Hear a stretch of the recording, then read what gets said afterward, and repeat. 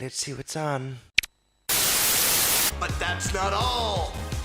The Switch 2 attaches controllers with electromagnetic technology. Cool. 4K raw power. Do you struggle with unexpected movements? Shut up! You may be.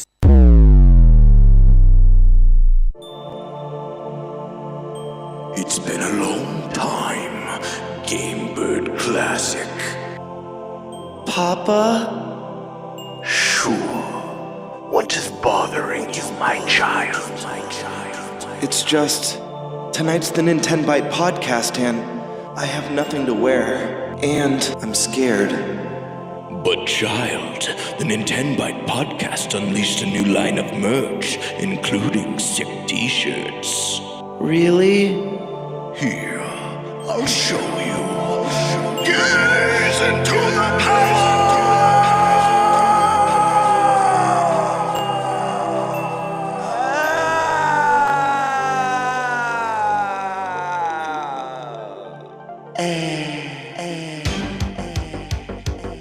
The future is now. That's right, ladies and gentlemen. We're unleashing the brand new Nintenbyte Podcast merch. So rad. Nintenbyte rules. Introducing the Nintenbyte Podcast shirt. Each shirt is made with 100% farm fresh carrot fibers. Carrot.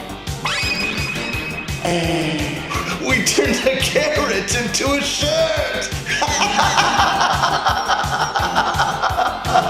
But that's not all. Presenting the Nintenbyte piped glass for all you milk lovers.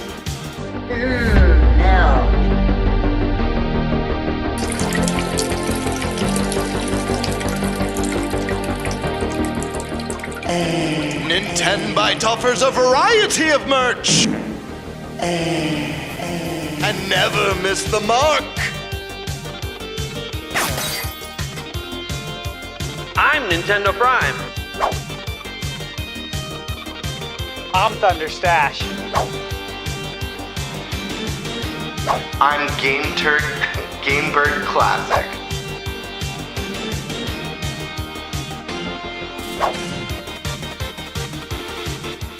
So order now while your body is ready.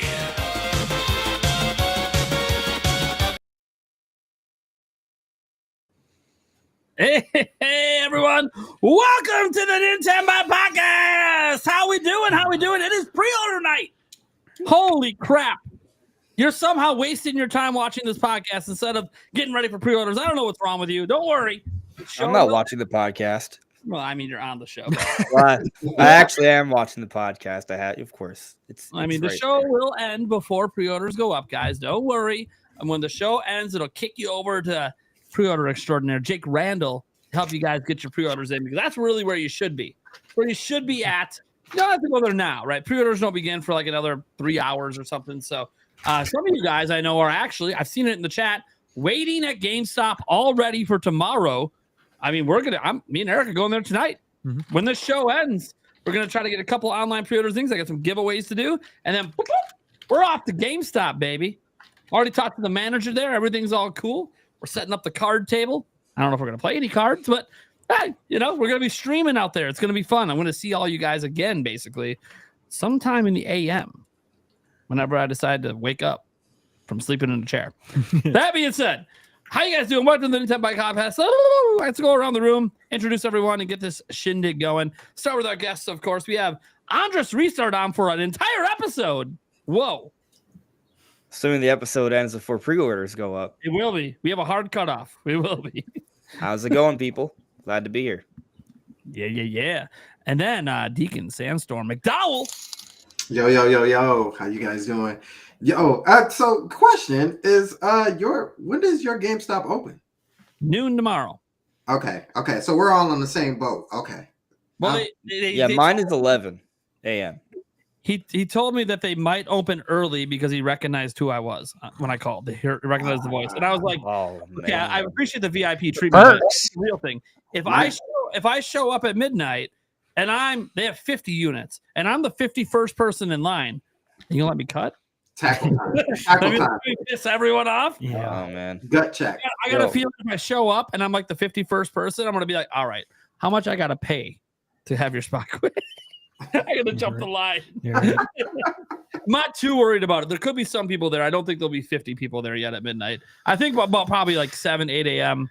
That's when the line might fill out, but I'm sure there's some people there already. I said I've seen pictures of people already there. I know it's a thing that's happening. So that's cool. What's not cool is that I still have OBS running in the middle of a podcast. What am I doing? All right, let's go to Eric the Spice Lord. What's up? Hell yeah. Gamebird Classic. The bird. What is up, guys? Happy to be here. It's the night, baby. Tonight's the night. And I just want to make a PSA. If I don't land a Switch 2 tonight, you'll never see me again. I'm out of here. So Better watch that Jake Randall stream. I'm just kidding, but seriously. Seriously. Go rob a GameStop. Thunderstash Gaming. What's up? Man, this is an exciting day. Everything's been leading up to this. This is the biggest day until launch day. Yeah. Mm-hmm. Like everything in between is whatever is going to happen, whatever news we're going to get. We'll be covering it, but this is huge. So I do wish everybody the best of luck today.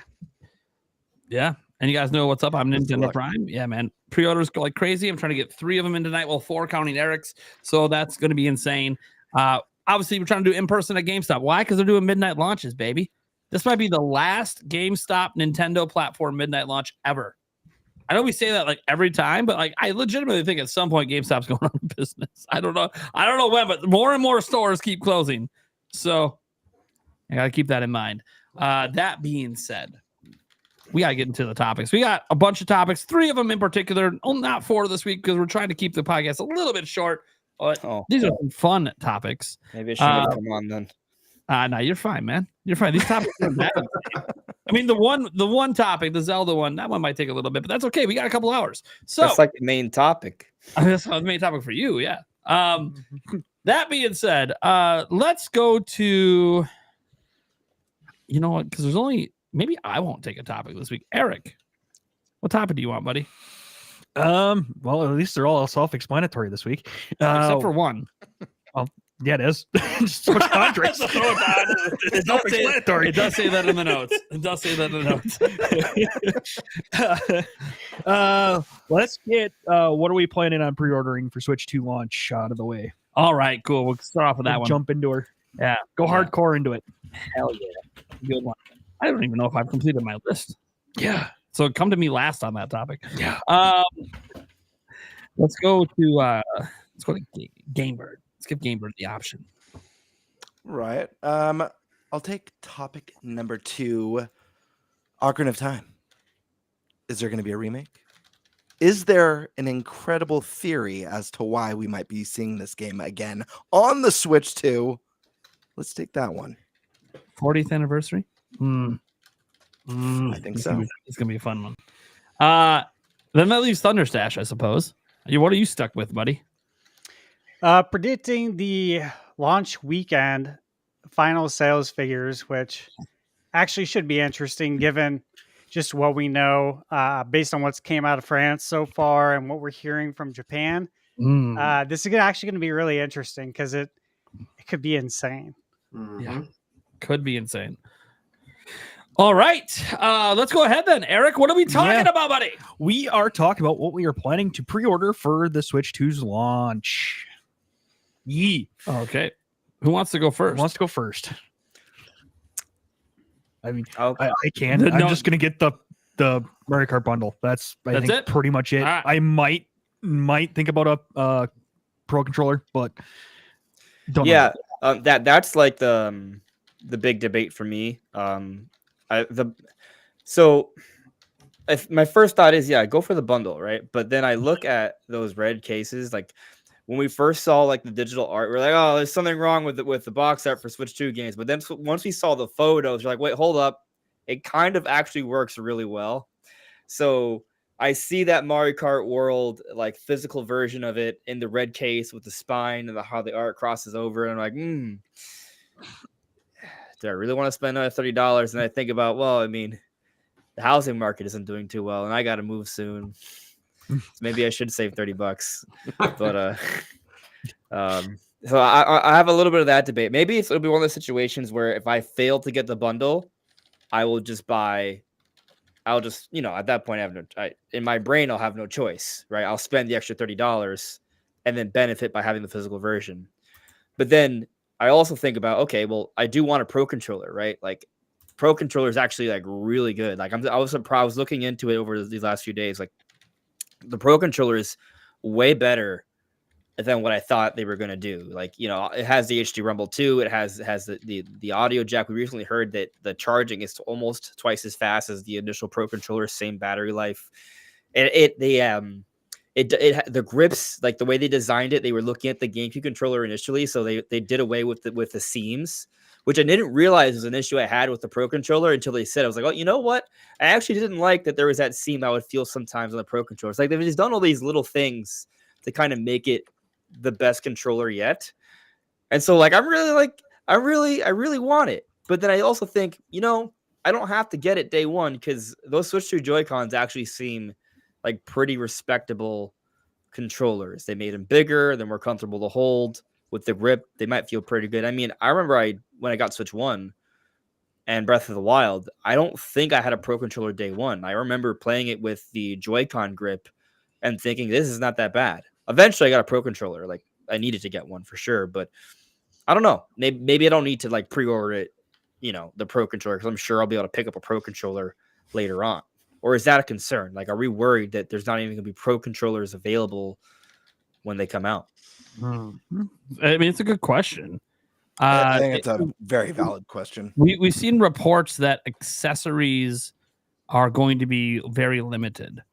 And if it's limited at launch, I don't suddenly think it's going to get better anytime soon. Like, there'll be restocks, but it's going to be small restocks. The Pro Controller is probably going to be one of the most in-demand accessories, especially because people are now like putting their reviews after going hands-on and being like, man, this thing's actually really nice. It's an upgrade over Switch 1. Those smooth lighting sticks. Yeah, the smooth quietest controller ever.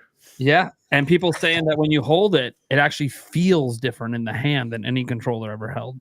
I don't know if that's a good thing or a bad thing. Thunderstash held one. He loved it. Loved it. Yeah. I'm curious how you feel about that, right? Because like they've made a lot of it's kind of surprising how much they kind of brought up Nintendo GameCube throughout the Ask Developer series. And I mean, for years, I felt like the GameCube controller was the best controller ever until some recent generations, right? Like, since you got your hands on, like, how do you feel about the new Switch 2 Pro controller in comparison to, yes, obviously the Switch 1 Pro, but also the GameCube controller?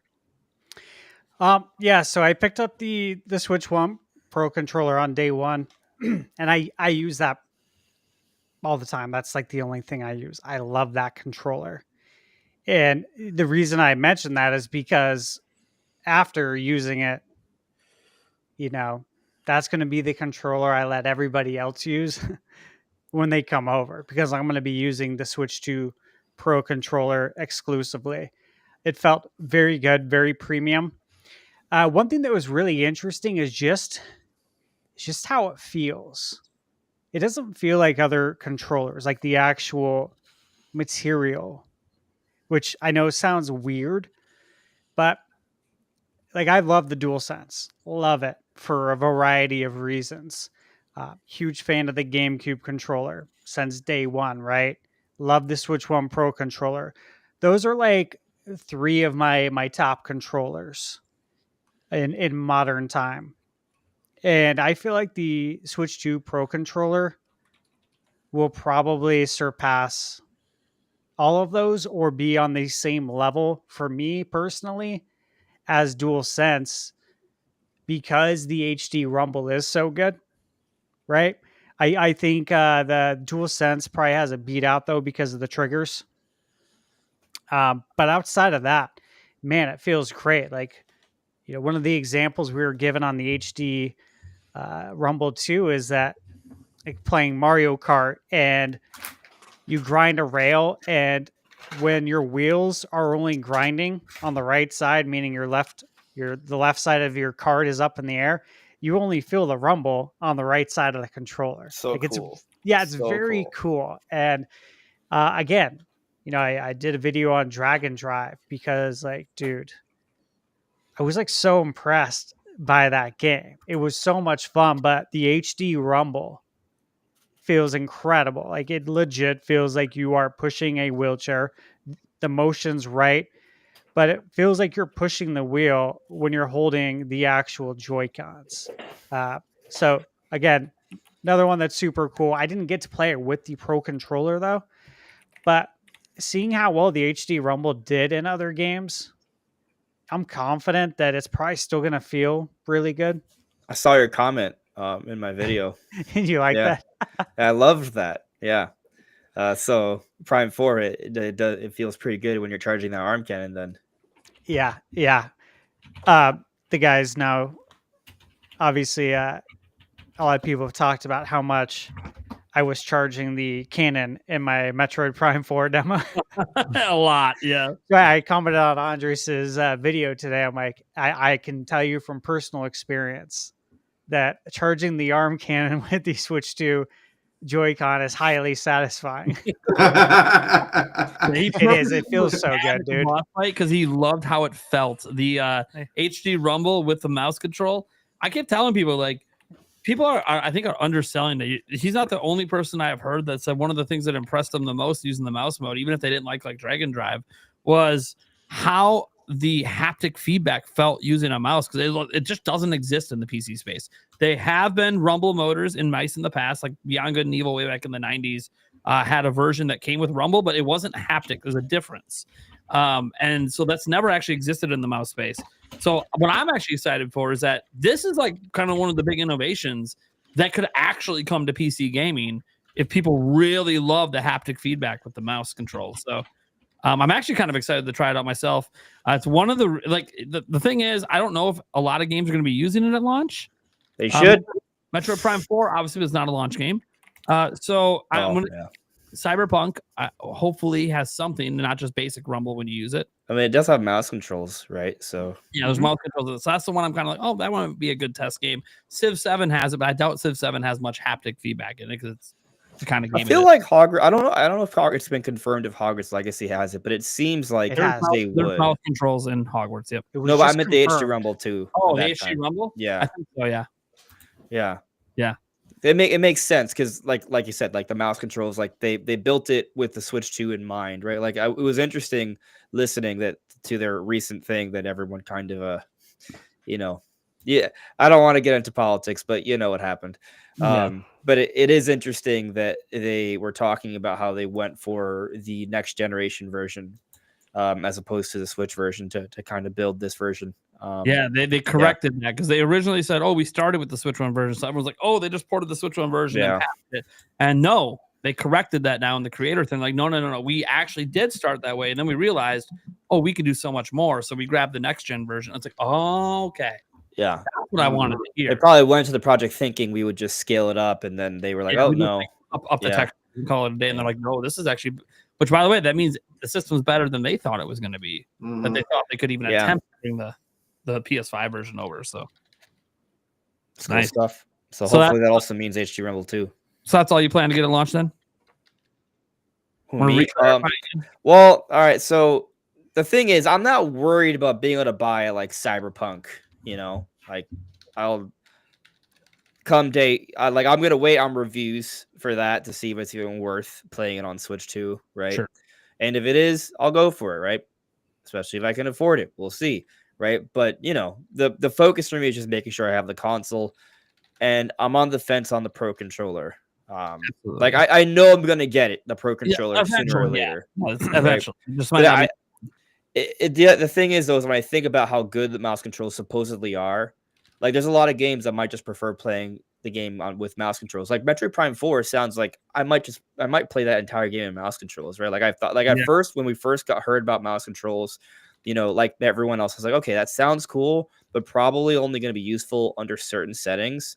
But the more we've learned about it and the more I thought about it, it's actually probably going to be pretty usable in a lot of places. Like I was just thinking about the other day, like where I sit on my couch, I like sitting against like the armrest. Yeah. Literally could just put The it right armrest there, right right? there. Like I don't have to like lean over on the table, right? Or I just got this new monitor, right? That is a higher, hertz. So if I want to play at 120 FPS mode here at my computer desk, I put my Switch 2 dock, I'm playing right here at my desk, standing or not, and it works really well. Like, so I might end up using mouse mode a lot more than you thought. A lot, right? So, but that's for Prime 4. That's at least a few months away, right? Sure. Mario Kart. I mean, you know what? I probably will get a Pro Controller just because I'm gonna want to have multiple people enjoying HD Rumble 2 when I play multiplayer on the console. So, hey, what I will say is Nintendo Switch 2 owners guarantee the new version of Fortnite is going to use the mouse. You can click heads just like PC gamers now. That might be day one, right? Yeah, it is day one. Yep. Yeah. So is it confirmed or just widely believed it's a leaker that probably gets everything right? It's literally announced. It's going to be day one. Oh, okay. So they announced it already. All right. Yeah, that's announced. All that stuff from the leaker turns out that it was actually already previously announced. So yeah, it's going to have 120 FPS mode apparently, which is insane. So 120 FPS, clicking heads. Don't get me wrong. You can plug mouse and keyboard, by the way, into the other platforms and do the same thing. But this just comes with the platform. It's different. It's so different. With it. And by the way, that's one thing, guys. I'll tell you right now. Day one, I'll test out. I'm gonna plug a keyboard in and see if it lets me use mouse and keyboard controls. I'm gonna plug a normal mouse into. I just want to know if it works. That's cool. I figure if you're supporting native mouse because every system has it, then why not have keyboard support? So we'll see. As one of the things I'm literally going to test day one. I'll probably even load up a Fortnite and see if I can do mouse keyboard with Fortnite. Because I do like the keyboard controls a little bit better than pressing side buttons on a mouse to do things. But, it's fine. It'll be usable. It'll be better than it is on Switch. I'll tell you that. All right. Let's throw it over to our other guest then, Mr. Sandstorm McDowell. What are you planning to get for pre-orders? By the way, hi, I'm Andres. I didn't appropriately greet you earlier. That's okay. We started abruptly. What's up? How you doing? Good to meet you. It's great to meet you too, man. Yeah. First, I will say, Art never using mouse controls is crazy to me. That's absurd. So I was looking over some of these games that were coming out. I already knew like one or two that I was getting. I didn't realize Fast Fusion was going to be one that was day and date. I mean, I know we had Fast before and it was day and date, but for whatever reason, I just thought they were going to be a little bit later, but definitely picking up that game. I think you're a fool if you don't pick up a F-Zero like fast racing game. They always look good. Yeah. And I was just looking at like shots of it, and I'm like, wow. Yeah, what was the name of it again? I always forget the name of it. Fast Fusion. Fast Fusion. Yeah. Yeah. It's not getting on a lot of attention. It's probably just because there's a lot of third-party games that launch this time. Yeah. I mean, listen, that's a must pick up. I'm sorry. Especially since we only get one a generation, you might as well pick it up. Cyberpunk was one that I was obviously going to pick up.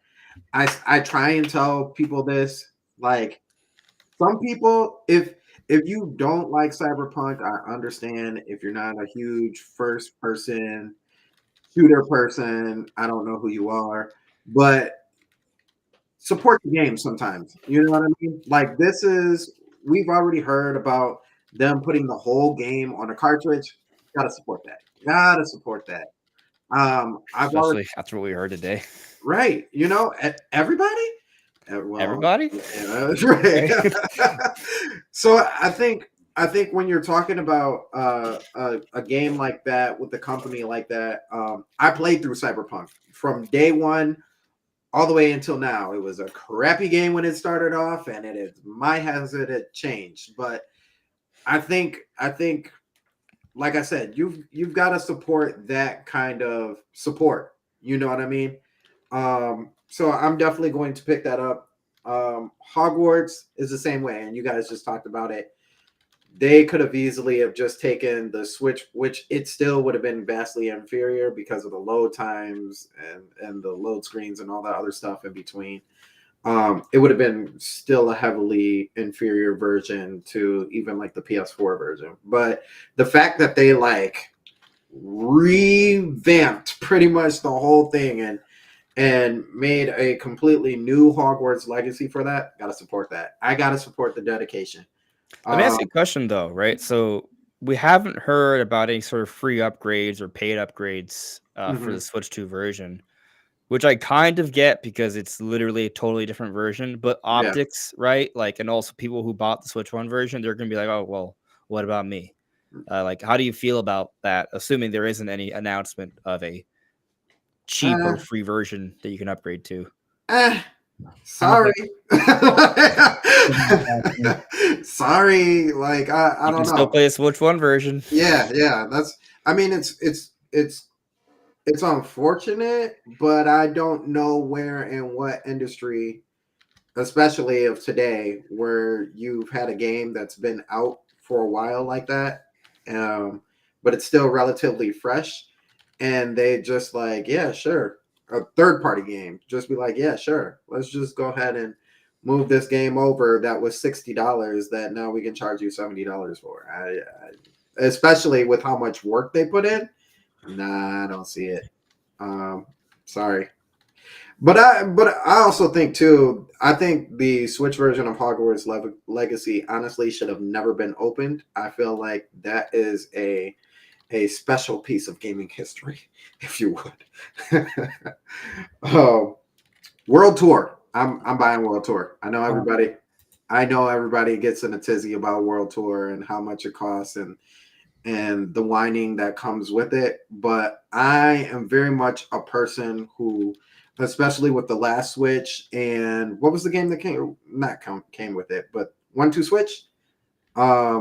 So in a similar sentiment as Stash, like that, the feeling of the beam cannon pause. The fact that this one comes with like the whole maraca thing, like I like going to other people's houses and being like, yo, like feel this. This is crazy. Like feel all the beads and the maracas and like, oh, check this out. I like doing that. Like I'm the rooftop, what was her name? For Mario Rooftop Odyssey, she was like Karen. I don't know. It probably wasn't. Was it Karen? No, I don't know. No, I don't think it was. I know you're talking about though, like the girl who played Odyssey and went on the rooftop. Yeah. Never saw her again, but she's famous forever. Right. I'm kind of like her. Like like, oh, you got a Switch. Oh, what is that? Like, is that okay? Oh, check it out. Here, it does this and this and this. I'm that type of person. So, definitely will be picking up. And the last game that I will pick up is Street Fighter 6. But I will say the only reason why I'm picking up Street Fighter 6 is because it also comes with the Season 1 and Season 2 characters. If it was just like the base game, I don't think I especially since it's not all on the cartridge. Nah, I don't think I would be able to pick that up. So, but the fact that it has Season 1 and Season 2 with it, DLCs, I'm definitely down for it. But yeah, those and I will say to this too, this is probably the most games that I've picked up like day one, off of a system. Usually I am like 1, maybe 2 games in as far as my games, maximum 3. But I've got 1, 2, 3, 4. I've got 6 games on here that I'm like picking up day one easily. Mm-hmm. All right. Cool. Let's go to see. Eric was quick. We got the whole bottom rows done. Let's go to Gamebird. What are you getting? What are you trying to get, buddy? All right. Well, I'm in a tough position tonight because I'm very indecisive about something, and there's going to come a point later this evening where the judgment bell rings, and I have to make a decision in fast because my inability to choose with this one particular choice could affect my ability to snag a Switch 2. And that is, do I go for the Mario Kart bundle or do I go for just the Switch 2? And you know, you get the savings, you save the $30. That's a win-win. But is everyone going for that one first? And is that going to be the one that sells out in seconds? And by going for that one first and missing out on that one, did I miss my opportunity to grab the regular Switch 2? And now there's no Switches for poor old Game Bird. So I've got to make that choice. I'm still undecided. Either way, that's not a big deal for me, make or break. Obviously, I want to get my hands on the system. Not worried about getting my hands on Mario Kart World, as you know, there's going to be plenty of stock of that. And even if for whatever reason it just disappeared instantly physically, I know that I could still be playing it day one through the eShop, no problem. I do want to get the Switch 2 Pro controller. I'm very excited about that. You know, like Stash, that's going to be my primary way to play. I'm glad that the regular Pro controllers are compatible with Switch 2, and those will be for friends, family, company, kids, all that good stuff. And this might be an odd one. I don't know if anyone else here, no one's mentioned it yet, and maybe I'm crazy for wanting this, but I think I'm gonna grab the Switch 2 camera, to be honest with you. And I know it's a little bit goofy, and it's a $50 webcam for the Switch 2, but I also think there's something really novel and cool about it. And just to have that, even if it only gets used for, you know, my first month with Switch 2, just kind of having that in the game room and having that piece of Nintendo history, I think is really cool. And I also want to do some Nintenbyte Podcast Mario Kart tournaments, and how cool would it be for our dumb faces to be up on the stream. So that one join? is a definite go. Excuse me? Can I join? Yes, absolutely. Someone's gotta get that crown. That's right. It Right, might as well be you. I I'm don't pretty know. good at Mario Kart. If I'm playing, you ain't getting it. I've seen playing you with- play Mario Kart. Are you sure? You haven't seen me play Mario Kart World, have you? It's a different I game. haven't played Mario Kart 8 seriously since Wii U. So, like, who cares what Yeah, happened?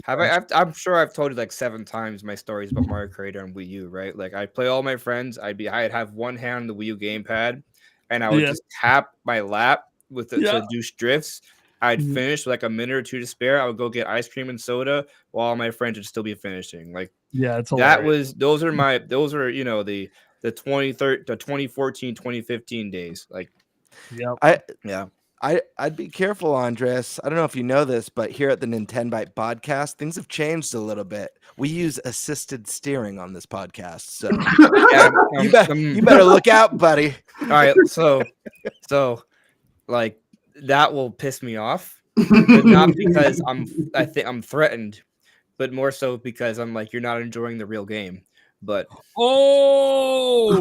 shots fired. Well, I'll see you on the track. For the record, anyone who needs to do it with that, if that makes you happy, that's fine. But you are definitely, you know, you lack opportunity. If our very first knockout tournament with the crew, we force it to be on. Bro, wait, I won't play then. I won't join. See, you have conditions now. I don't like this. But why are you going to play a lesser version of the game? Yeah, it's like playing Smash without all the items. That's called No, it's not. No, it's like that's completely. I don't know about you guys. Game. to me, it feels like bowling with bumpers on.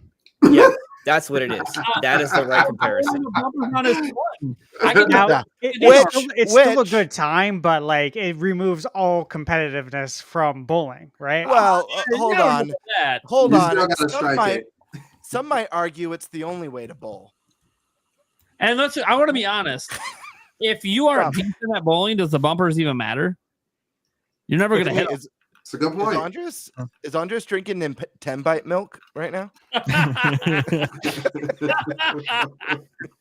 Maybe. All right. All I have right. opinions on milk. So besides yeah. your debate over which one to get, what else we got? So debating which ones to get, but ultimately, like the game plan is Switch 2, Mario Kart, Pro Controller, and the camera. I think that's all I need. That's all I really want. There's going to be other titles that I pick up for the Switch 2 later, but honestly, for single player, I've been waiting to start up Xenoblade Chronicles X on Switch 2. Yeah. Like I'm not starting it on the Switch 1. I'm starting it on Switch 2. So that'll be my single player thing that I dive into when Switch 2 comes out. You know, it's interesting. I was thinking about it earlier. I literally tweeted about this yesterday. It's like, hey, Xenoblade X is going to be part of my launch lineup as well, because I wanted to play it on my Switch, but the fan broke. So the game turns off after 10 minutes. So I need to play it on my Switch 2 or get a new fan and replace it. But I don't. It just seems like I might as well. At this point, I might as well just wait. It's how many? Like we're 6 weeks away, if even. So, yeah. But we've heard about that 60 FPS version. However, it's not officially confirmed yet, and we already have a list of games that are going to have improvements. I'm sure there will be more, but I'm wondering, like, I kind of don't think they're going to actually have the 60 FPS version of Xenoblade X ready day one. Then do we wait I think it'd be longer? already been out. Yeah. Even What'd you if say, that's the Nate? case. I didn't hear you. I'm deaf. Well, I said if it was day one, I think it'd already be announced. Right. So then do we wait? Here's the thing. Even if that's the case, which based on the information we have now, it likely is, I'd still rather play it. Like I'm ready to move to Switch 2, regardless, with or without any updates. I want to be holding the new Joy-Cons. I want to be looking at that new bigger screen with HDR, and I just want to do it. Okay, is there anything else you're planning to get? It's Nintenbyte. No, milk. that's Really it for launch, and then everything else will trickle in. All right. I'll go next because I got a feeling Stash has a huge list, and if he goes, my list will expand. So this is my list before Stash talks, and then my list might get added too. So we're getting that Mario Kart bundle, right? I ain't spending 80 on Mario Kart. Fuck that. $50. Let's fucking do it. All right. For $50, it's a steal. All right. And by the way, apparently Nintendo knows this because the majority of the units at launch are Mario Kart bundles. Like literally, it's like 70%. Bold prediction. We're going to see this bundle for 8 straight years every holiday. I know it's temporary. Yeah, okay. Maybe temporary until next holiday. Maybe like in January, they don't make any more of them. And then it's coming back like in October. So don't worry about it. It's going to come back around like every holiday. Next year will be a themed one with skid marks on the dock. Oh, there we go. I'd be pissed. Why was that launch? God damn it. Anyways, Pro Controller, absolutely.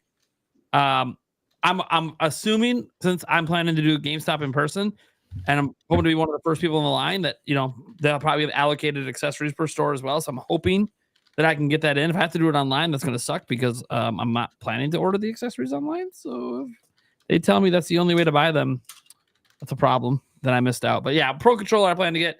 One thing I plan to get because I already have it, 1 terabyte micro SD card. Oh, don't show me that. Baby. The pain. Baby. I'm already ready to go for that. So did you buy that or was that sent to you? No, I bought it. I have one too. I may be working with a company later this summer, but they don't have any stock, so there's nothing to do right now. So no, I bought this. Yeah. Anyways, that arrived like That's a Monday. terabyte, you say? It's a terabyte, yeah. Micro SD Express. It's the might just fast be able to fit on Elder Scrolls. Maybe. Anyways, so that I would say would be part of my pre-orders, but obviously I already bought it. But anyways, I count it as part of my day one because I'm literally not opening that up until I have the Switch 2 because that's all it's for. I am planning to get the Switch 2 camera. Not the Piranha Plant one, which apparently isn't even sold in the US anyway, so who cares? Only 480p. Yeah, it's only 480p. There's 2 reasons I want to get the Switch 2 camera. One, I want to see if there's any benefits to that camera over just using any other webcam. I have other webcams around. They said you can use it. I want to test it. And look, let's just be honest. I'm probably not going to use a lot of the game share stuff where like people are like sharing their games with their friends while they're playing.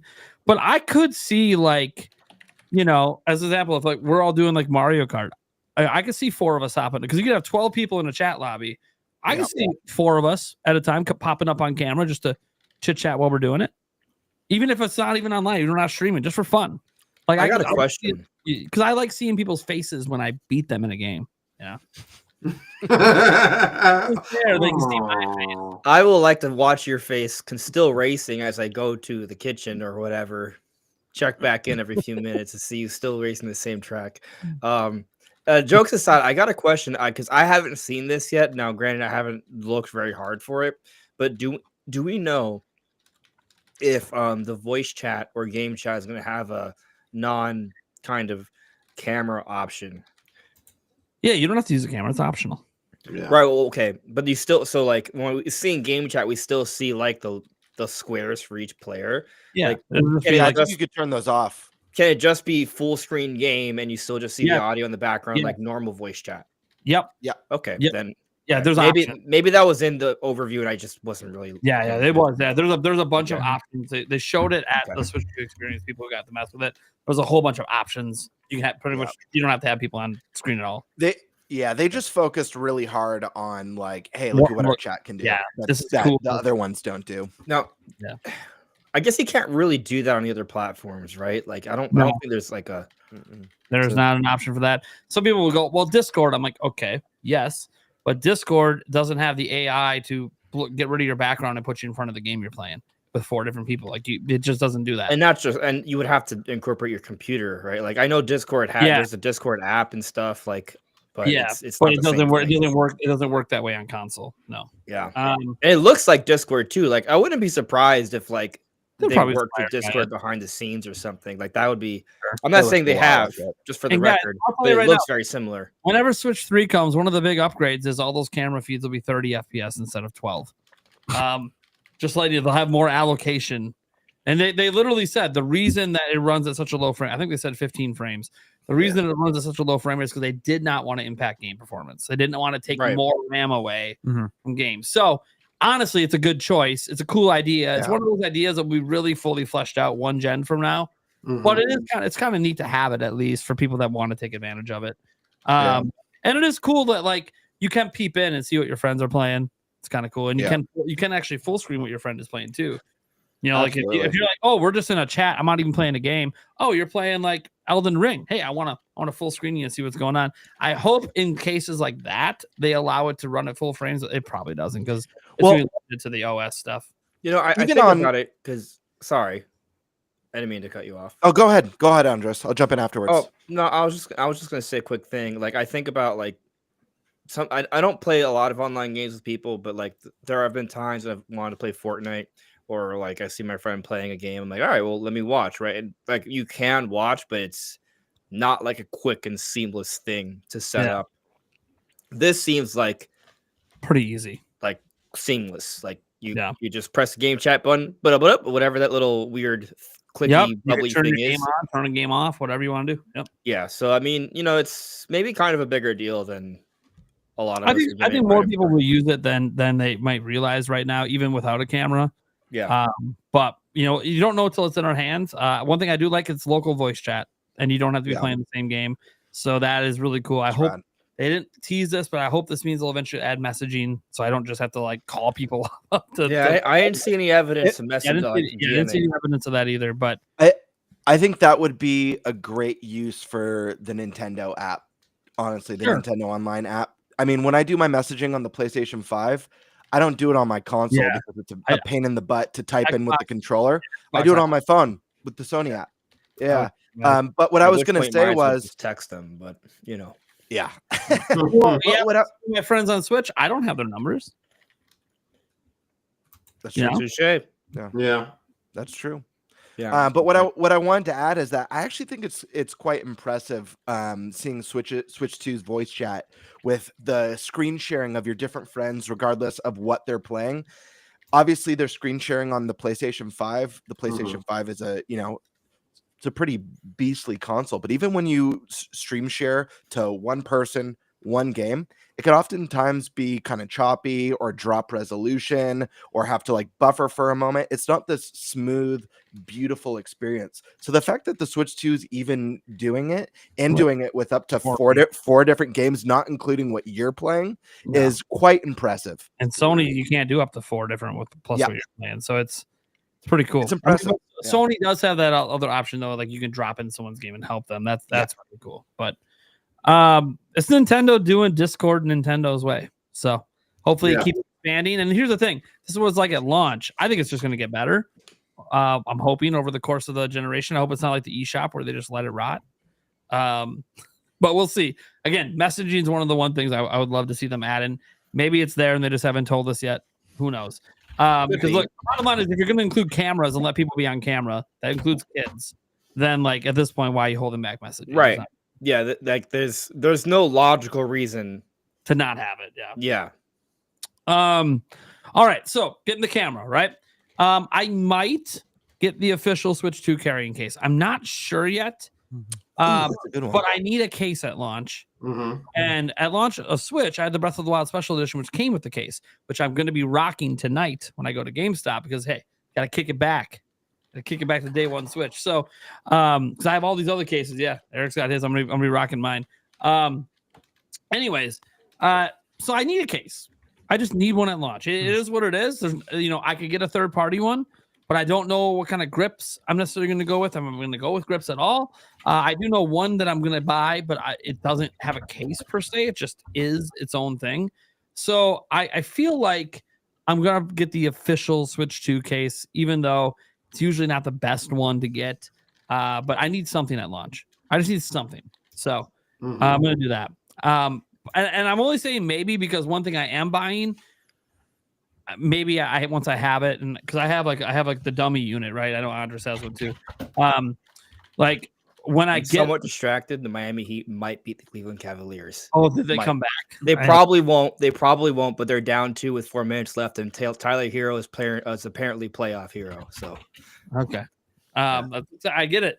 It's like me when I was watching the Bucks. I barely paid attention, and then all of a sudden, oh my god, it's a 2-point game. I'm just saying, like, because while you were talking, I was like, I'll just like put it here in the background. I'm like this, like it's like I don't know what you just said. I'm sorry, but I'm excited. All right. Okay. Anyways, so the reason I said maybe get a carrying case because one of the things I'm going to be getting is the Kill Switch case for Switch 2 from D Brand. It's the only third-party accessory besides the micro SD card express that I know I'm 100% getting. Well, 2. There's one more, but I don't know which one I'm getting. Because once I have that and I put it on this dummy unit, because I think I'll have it before the Switch 2 comes out, based on what I'm understanding from them, they're going to ship them before, because I already have a pre-order in for it. If I like it a lot, then maybe I won't get the carrying case because it probably won't fit in the carrying case, right? So that's why I'm like, we'll see. If I don't like it a lot, and I think there's going to be a lot of situations where I'm not using that, then yeah, I'll get the case because I need something to put it in. The only other third-party thing I'm probably going to get is a screen protector. Definitely. I don't know what I'm going to go with. I don't know if I'm going to order on Amazon. I know sometimes like in person at GameStop they'll have them, but then they're like flimsy little plastic ones, and I don't want that. I want tempered glass. Sorry to interrupt. There was a company. I don't know if you guys remember what this company was. They made cases for the Switch when the Switch was new, and they were more expensive, but they were sleek and nice as hell. They were like real leather. They were like super nice leather. Do you guys know what company I'm talking about? They were nice. I remember that. They had like a tobacco leather and like a gray leather and a black leather, and they were sleek. They had a bunch of them. They had a carrying case that almost looked like a computer bag, like a laptop bag that you slid your Switch into, and all the cables and accessories. I'm wondering if they're going to be doing something for Switch 2 because that was nice, and the Switch 2 is premium, so maybe I want to, kind of be a Switch 2 snob when that stuff comes out. I'm just going to get this one out of the way because it's related to the game playing right now. Justin Richard dropped a 5. And he says, Tyler Hero is a G. Look up the shot he hit against Houston when he played at Kentucky. Yeah. Ice water in the veins. Yeah. Dude, it's amazing just to see the kid get so much better over these years when everyone doubted him. Yeah. All right. So before I even get to games, I've got one more thing that's not really games, but no one's mentioned it yet. The 4 new Zelda amiibo. It was so interesting because like expensive. people didn't Yeah. even think that they were new at first. Like people were like, "Oh, okay, they're showing Yeah, amiibo the looking." No, no, pre-release. no. No, Those no, never they came out before. Those never came out. Yeah, Yeah. I'm getting all 4. I'm hoping. Waterfield. Sorry, guys. That's the people who made those leather cases. Yep, the leather ones is Waterfield. Yep. So yeah, I'm gonna get the 4 new Zelda amiibo. I'm not gonna get the Street Fighter ones because I'm not that big into fighting games. But I mean, surely no, I'm not getting Street Fighter 6. But I am gonna get the 4 new Zelda amiibo. They're very expensive because they're made in China, and we all know what's going on. Mm-hmm. That's why they're double the price. We all know what's happening. It is what it is. I'm a Zelda guy. I want them. I literally had to sell my entire amiibo collection several years ago due to financial strife. It's time to rebuild, and I'm going to start by trying to get every single Zelda amiibo all over again. So this is a great way to start. Get the brand new ones, then I can slowly over time dip down trying to get all the old ones.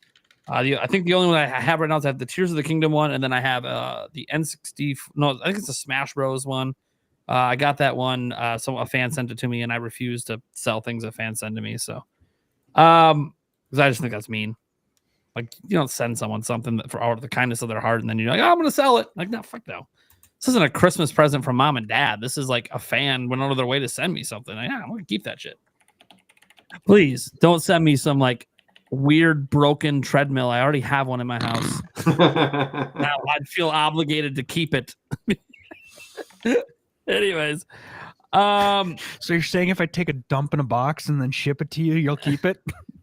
you're not a fan, so no. I'll Eric, probably Eric, settle down, dude.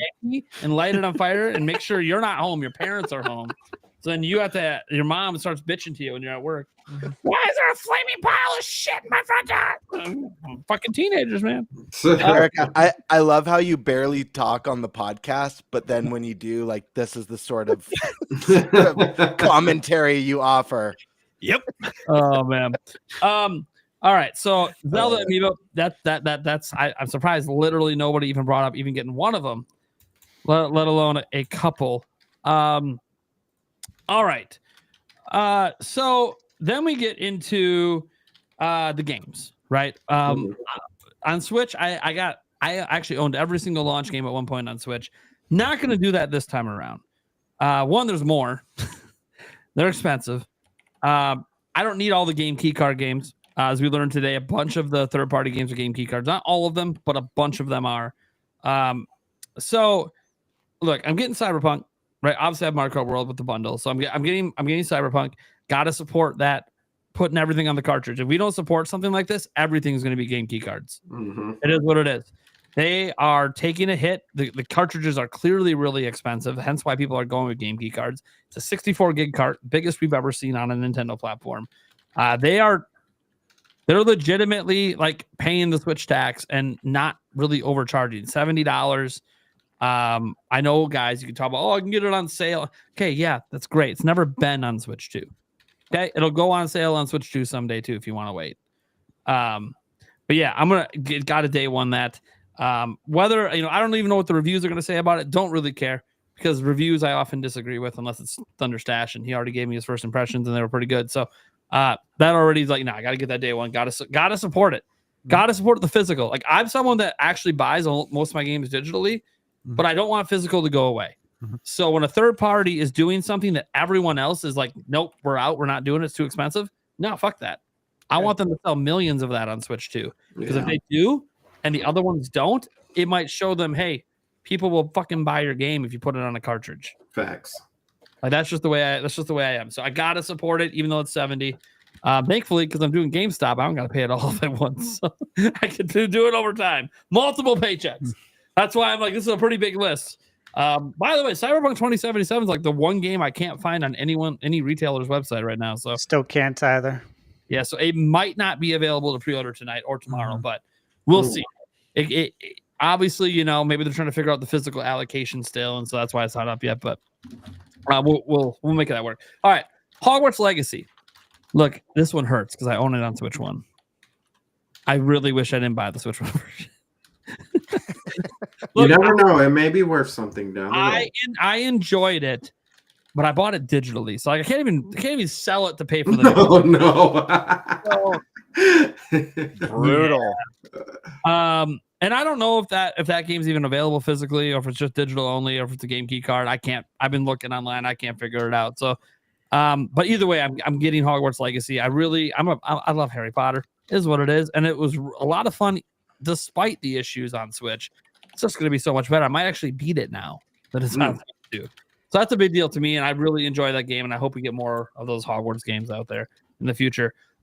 Split Fiction. No one mentioned if Split Fiction could be a GOTY game this year. Yeah. And look, it is a game you got to play with a friend. I happen to have my fiance. I plan to play it with her, maybe with Eric. Yeah.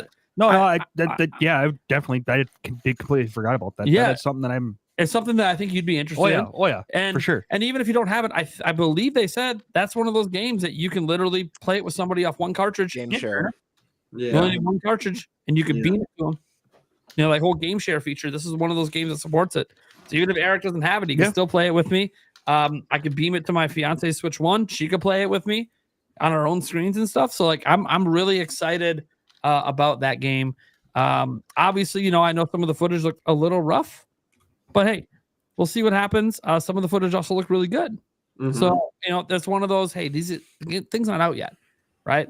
And this is one of those games. It's indie. It's pretty much digital only. So that's cool. I'm cool with that. Next, Fast Fusion.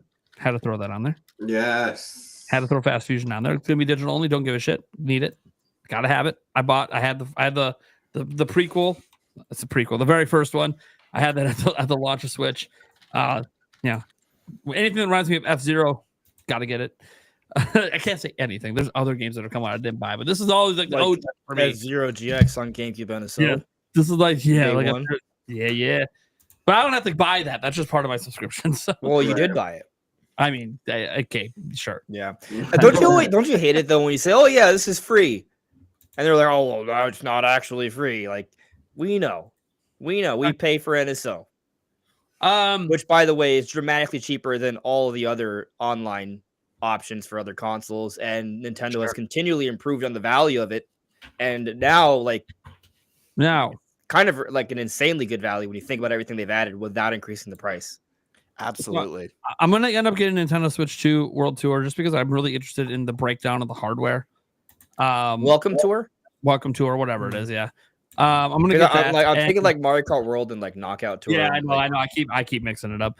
But yeah, I'm going to get that. I don't know if we'll be able to, I don't know if we'll be able to pre-order this necessarily at like a GameStop or something. It might only be on the eShop, but sometimes you can buy digital games at the store. So I would literally like all these games, if whatever is digital, I would like to get them actually pre-ordered ahead of time. So when day one comes, I'm not actually spending more money. It's already spent. Right. Not that I won't navigate the eShop and maybe make one purchase just to be like, hey, let's see how the eShop works and how this whole process goes. I'll probably do it on stream, which means I'll probably buy an eShop card so I can put some money on there, so you guys don't have to see my credit card information when I try to check out. In fact, I'll make sure there's no credit card, so it's only using the eShop. Hey, quick side note. Speaking of the eShop, and I don't want to go into details about all that other crap about the eShop, but I really hope this time around we get something a little quirky with the downloads like we used to get. As it would download. Yeah.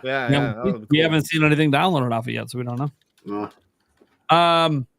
Okay, and then last, look, I have to.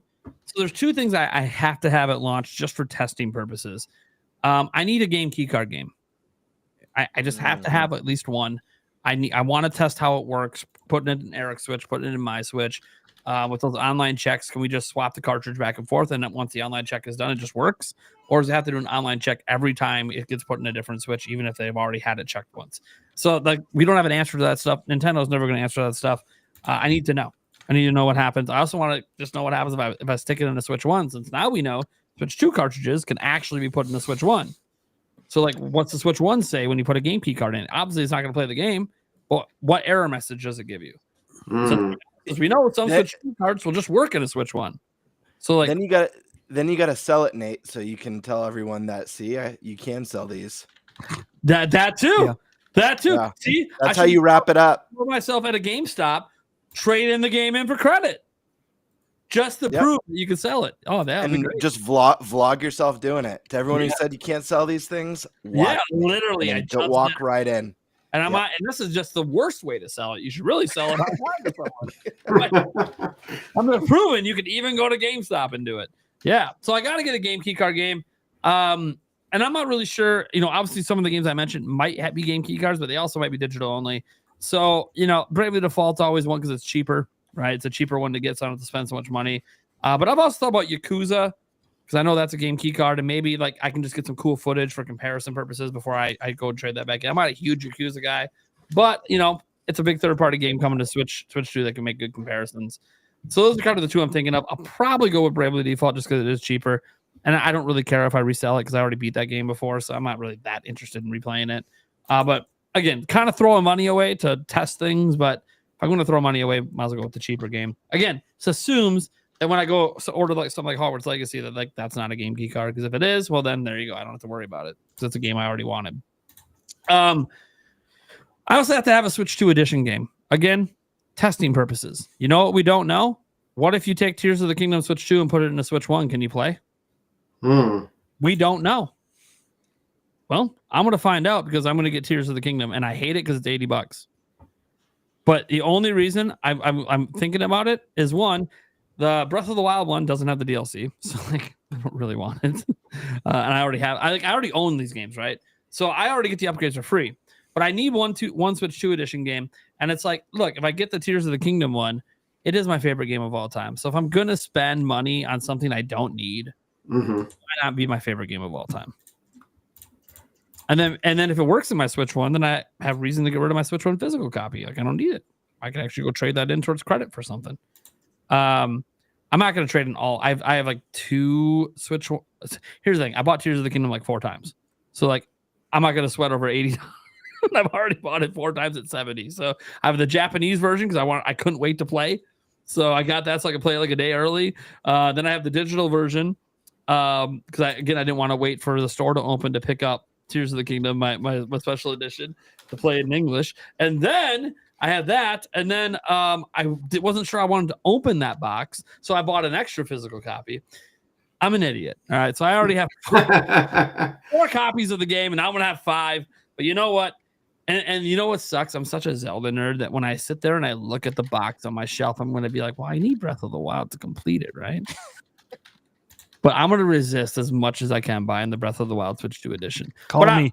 I'll come over and slap you. I actually have a reason, though, besides seeing if it works on Switch 1. I'm very curious because Nintendo hasn't talked about this.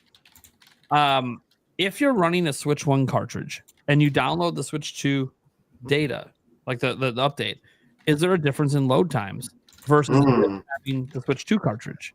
Because the Switch 1 cartridges are factually not as fast as the Switch 2 cartridges. So I can't test that without having both. And then I also want to test if there's a difference between digital that's completely installed on the system. Like, is that significantly faster than the physical? So there actually is a reason for me to have the digital copy of Tears of the Kingdom, the physical Switch 1 version, and then the physical Switch 2 version. There actually is an argument for it. I think it's a bad argument. I think if you guys already own Tears of the Kingdom, you shouldn't fucking waste $80. Sounds like you're doing some digital foundry work. I just want to point out that we were debating about this Breath of the Wild thing, like what, a year ago? And it's kind of exactly what we thought it would be. Like it's not a big deal. Like I kind of hate when people call it a remaster. Like, yeah, technically it's a remaster. Like literally everything is ported over to another console with a minor changes. Technically a remaster, but it's just a port. It's a port with some minor improvements. I guess it's more than that because they added the app. A little more than that. Yeah, but and I am curious about the app and all that stuff. Obviously, I'm going to take use of it, and I wish it was just like all in the game and not through an app. But hey, it's whatever. It's better than having nothing. They could have did nothing. Some people might have preferred that because of free upgrades, right? Like the reason they did it is because they wanted to improve Breath of the Wild and Tears of the Kingdom sales, right? Like they want people to walk into the store and see Breath of the Wild Switch 2. Like that's why they did it.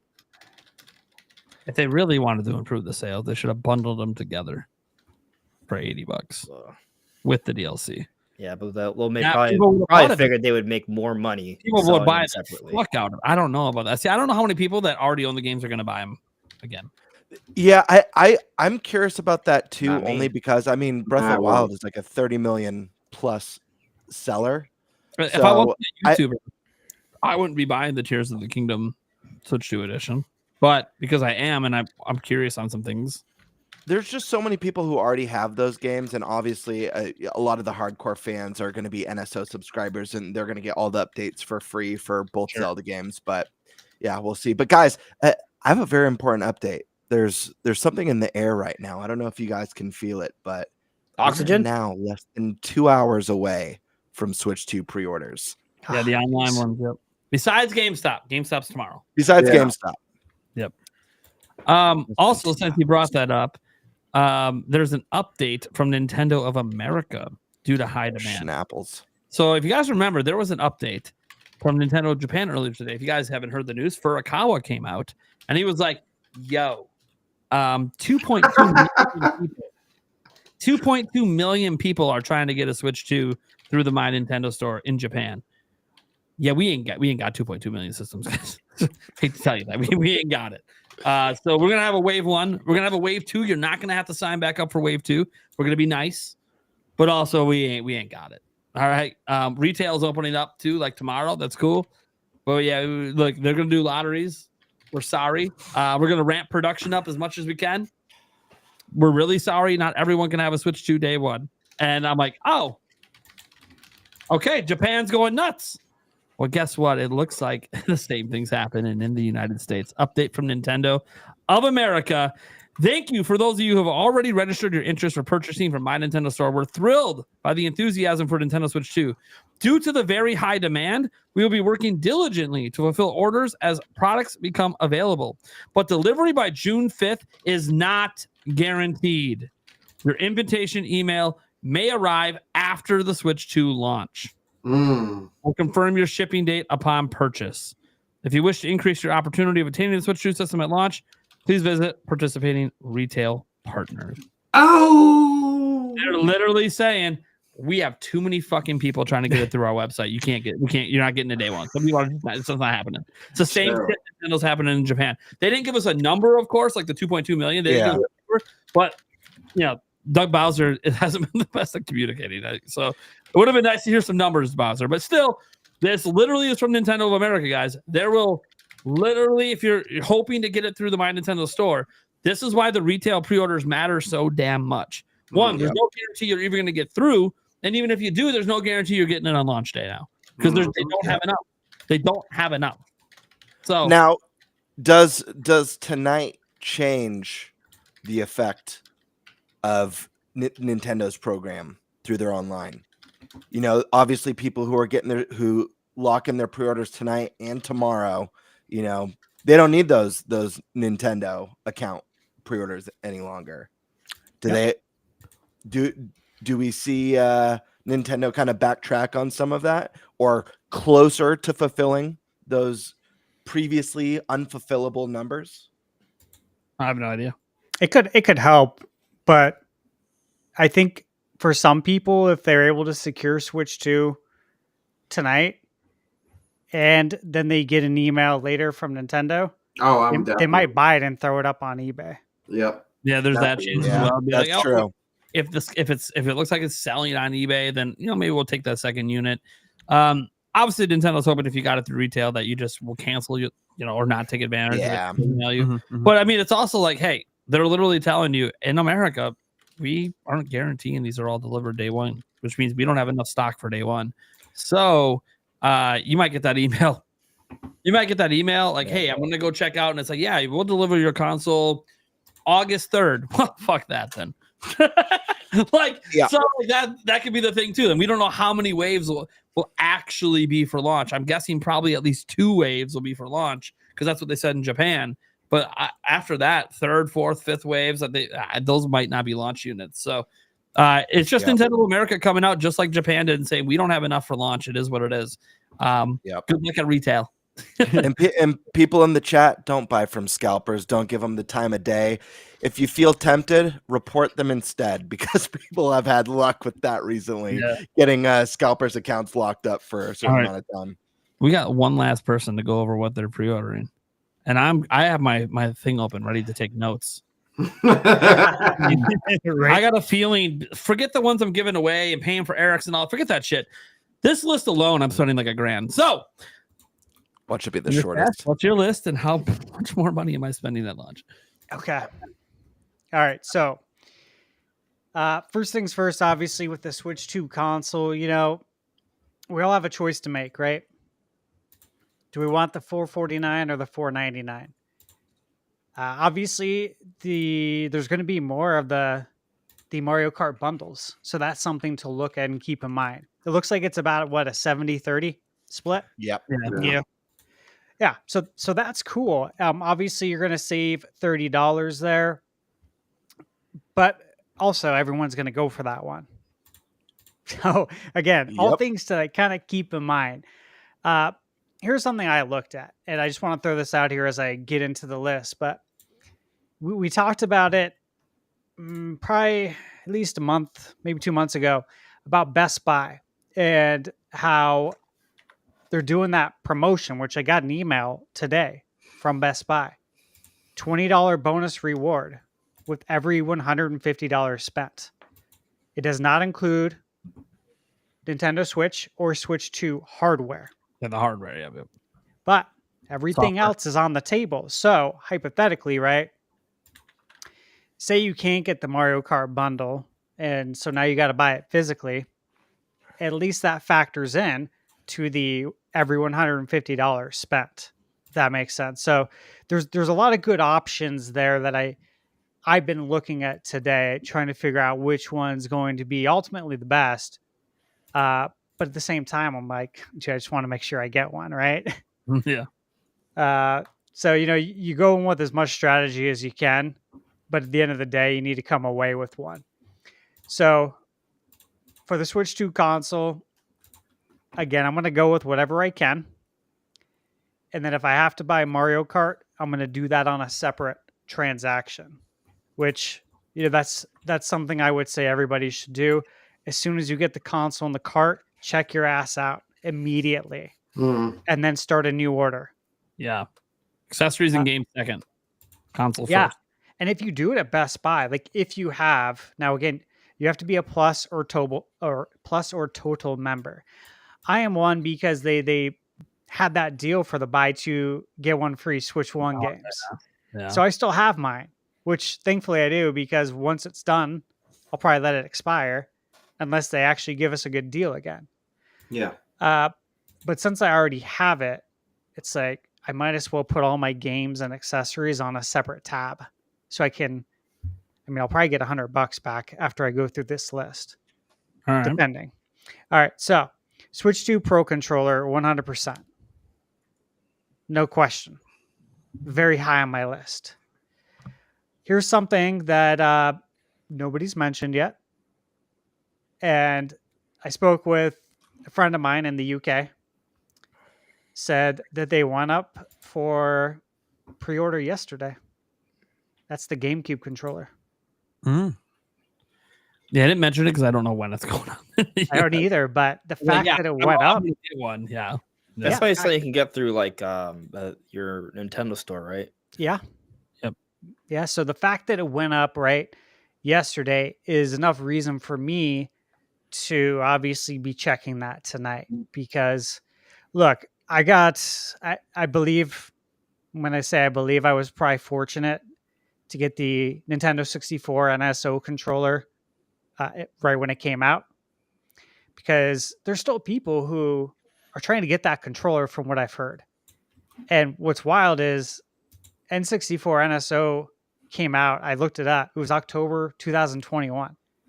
So, dude, we're in 2025 and people are still having a hard time getting that controller. So I'm not messing around. I never do with these NSO controllers. If I want it, I'm going to get it. So obviously I'm going to get that GameCube controller. So I would say everyone, make sure you check that out. Switch 2 camera. I am going to get it. I actually think it's cool. I like the idea. It seems like it's going to be more than just something that's implemented in Mario Party. Obviously I'll use it for that, but I feel like Nintendo really wants to push this. What I'm also going to do, though, is I'm not going to open it immediately. I am going to test out my Elgato face cam. I have an older one. I upgraded to the Pro, so I have my old one that's just sitting here. So I'm going to test that out first. See if it's up to par. Like, see if everything's fine with it. If it is, then maybe I'll return the camera. But I'm going to make sure I get it today because I don't want to deal with it being sold out. I've already heard that in Japan, the camera is selling like crazy. Like everybody's buying it. And so again, just like with the Lexar 1 terabyte, right? Nobody can get these. I mentioned it before the Switch 2 Direct. When we live streamed it, I said, I'm going to buy it right now. And I did. And after the Direct, it was sold out. So it's things like that I would advise if you can swing it right now, do it. And if you change your mind, just if you know you might change your mind, like for me with the camera, just don't open it. As far as the case, so I did pre-order the D brand kill switch. I put my $3 down. Looks like a great case. I've never owned one. Nate, did you own the D brand Switch 1? No. Did anybody? Okay. If anyone in chat has, please let us know. But it looks high quality. Fast Fusion's on my list. It's basically we're getting our F-Zero fix from a third party. That's how I have to look at it. All right, can I say something? Yeah. All right. This is no offense to anyone. Multiple people have said it to me today on Twitter. Several have said it during this podcast, and I just disagree. I don't like comparing Fast to F-Zero. I get it. Futuristic racer. When I've played the Fast games, there is that memory. I do kind of think about, man, what would a F-Zero game look like? But they feel so different. I just want to say my piece on that, but I still understand the comparison because at least visually, Sci-Fi Racer, there are some similarities, but there are differences between the different Sci-Fi racers like Wipeout and such. They all feel pretty different. I feel like when people play F-Zero GX on GameCube and SL, they'll be like, oh, okay, I see how there's a lot of variance here. Anyways, that I said my piece. Totally. And I get you on that. And, it's also missing just all of the Nintendo charm that you get with F-Zero, the characters. There's a lot to it. Soundtrack as well. F-Zero soundtrack's badass. So, yeah. Bulging pecs and deltoids. Can't beat that, man. Yeah. I am getting Bravely Default.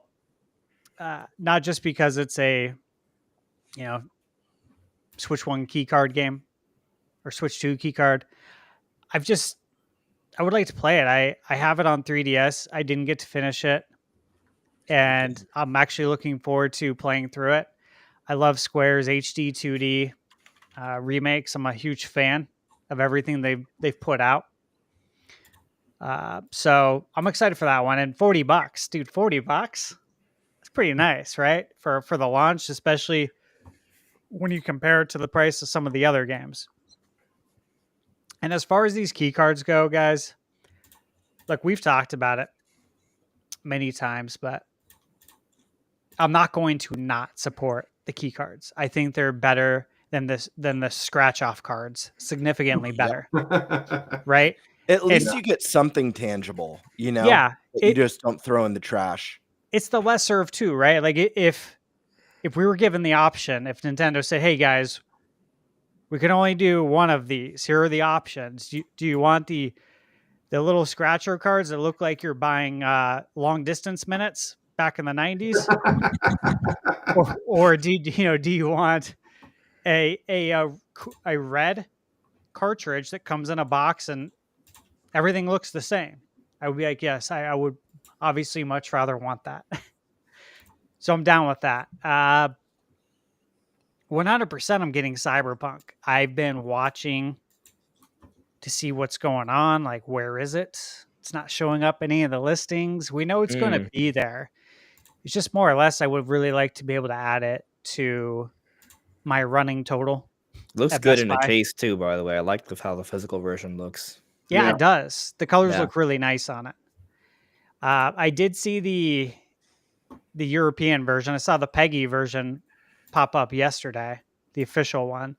So maybe it pops up tonight or maybe tomorrow. So we'll see. Either way, I still think I'm going to be able to probably hit my goal for Best Buy to get $100 back. Yakuza 0. I'm going to pick that up. It's $50. That's a good price for what it is, for the director's cut, for all the bonus stuff. I enjoy Yeah, Yakuza. tempted. Yeah, it looked very good at the Switch 2 experience. We've heard that it's running, or that it can run in 4K 60 from the Sega rep. So obviously there's conflicting reports everywhere. Like what's it running at? Are they using DLSS? Are they not? This and that. Bottom line, and this is what is most important, is everything looked freaking great. And the HDR looks amazing. So again, I don't really care what kind of specs it is. Just looking at it and seeing it in action, Yakuza looked great. Street Fighter 6. I'm going to pick that up. I love that it's crossplay. I really do. Because even if a ton of people don't buy it, which I think they probably will, because if you look at Ultra Street Fighter 2's sales on Switch 1, I think we're going to have no problem seeing it sell well on Switch 2, especially with it coming with the DLC. But just the fact that we can, play against people on PlayStation and Xbox is awesome. I love when they do that. We're going to get Hogwarts Legacy. And yes, I do wish there was an upgrade. I really do. That would be nice. Obviously, I bought Hogwarts Legacy for Michaela. And you know what? I will say, we got our money's worth there. She put in a couple hundred hours on that game. A couple hundred. That's a lot. That's a lot for my lady. She don't put in that kind of hours on gaming. Pretty much was Hogwarts and Animal Crossing. That was it. So definitely going to get that. And then I'm going to go to a couple digital ones here. Deltarune. Anyone else picking that up? I am. I love Undertale. Mm-hmm. Love it. Undertale's actually a blind spot for me. I've never gotten a too. chance to play it, so that's I'm fun. sure I'd love it because I love that not a retro long game. stylized stuff. Yeah, it's not a long game, so you could finish it pretty quick. I would suggest it. You can usually get it on sale for a pretty good price too. That way, you could see if you like this style of game. But 100%, I'm getting that. I'm pretty hyped for that. That's a big get that I feel like not enough people are talking about. I've only played Undertale. Is Deltarune a prequel, a success? I think it's a successor. I think it's a side story, right? Is that what it is? Well, here's the thing. They've been releasing it in chapters, right? Which you guys know. I don't play games until the full thing's out. I don't do this chapter BS, right? Now, I don't know if it's getting more chapters, Andres. I don't know. Is it more than 4? I don't know. Yeah. But I'm willing to make the plunge because I feel like we have more chapters than we don't have. Maybe there's a chapter 5 and 6, maybe. I don't know. 7. There's going to be 7. There's going to be 7. Yep. So at least we have at least half the chapters. I still hate buying games that are incomplete though. It's like watching a show. It's like, oh, all right, that was great. Oh, when's the next season? It's in 2 years. Exactly. That's exactly what it's like, and why I don't like buying incomplete games because of that. Maybe wait for Deltarune 1 through 7 for Switch 3 8 years from now. Yeah, I actually might wait. We'll see. It just depends also on if people really want a review for that. If they really do, I'll probably pick it up. Here's another one. And I think I'm going to get a code for this. I'm pretty sure I'm getting a review code. I'm 99% sure. But Ruffy and the Riverside. Mm. Ooh. That should be fun. That should be a lot of fun. I mean, I enjoyed the shit out of that game. Yeah. Very cool. And I don't know. Like, I'm sure I could reach out to the dev. I'm friends with them now. And I'm sure I could reach out and ask him, like, hey, is the Switch 2 version going to have any sort of special upgrades? I just haven't. I also just don't like to bother people. I know. I'm sure they're probably super busy. Yeah, they're not a big developer. What's so special about it? I didn't ask. Right. I figure when they're ready, they'll announce it. But even if it plays how it played, when I played it on PC, I'd be more than happy. Of course, the other one, guys, is Yuka Replay. Should be there on day one digitally. It should. We'll see. I don't think it will be. I don't think they have a dev kit. Well, is it coming to Switch 1? I don't remember, but they announced Nintendo, and then they confirmed they meant Switch 2. But the fact that they were talking about that and teasing it when all these other companies that had dev kits weren't doing any of that tells me they probably didn't have a dev kit, and they're going to be one of those companies getting it in June. So I think the game might come quickly after that. Yeah. But I don't think it's going to be day one. All right. I mean, obviously, this is already a lot of games. So if it goes later, perfectly fine. The other game here is, I'm not picking it up physically because I already own Breath of the Wild and Tears of the Kingdom, but I've had expansion pack from day one. Sure. I am very hyped to play it. I had so much fun playing it at the experience. These games look absolutely gorgeous. This is a big upgrade in the sense of, like, if you look at some of the PS4 to PS5 upgrades, which I took full advantage of those. Like, every opportunity I got, I took it to play the PS5 version. And some of the upgrades were minimal at best. Some were really good. This felt really good. The colors especially have changed in the game. It's really brightened up. The colors really pop with that HDR. And even like looking at Tears of the Kingdom, right? There's just so many areas where it struggles. It doesn't anymore. So I'm really excited to play these games and like legit go in, 100% it. I'm probably going to do what I did for Breath of the Wild again. I am going to go to my local print store down the street. I'm going to get a map printed out. I'm going to get my Sharpie. I'm going to go to work the old-fashioned way. And I'm going to use a map to play Zelda. That's what I did for Breath of the Wild, and I legit had so much fun. And I had no idea that I was going to have the amount of fun that I did.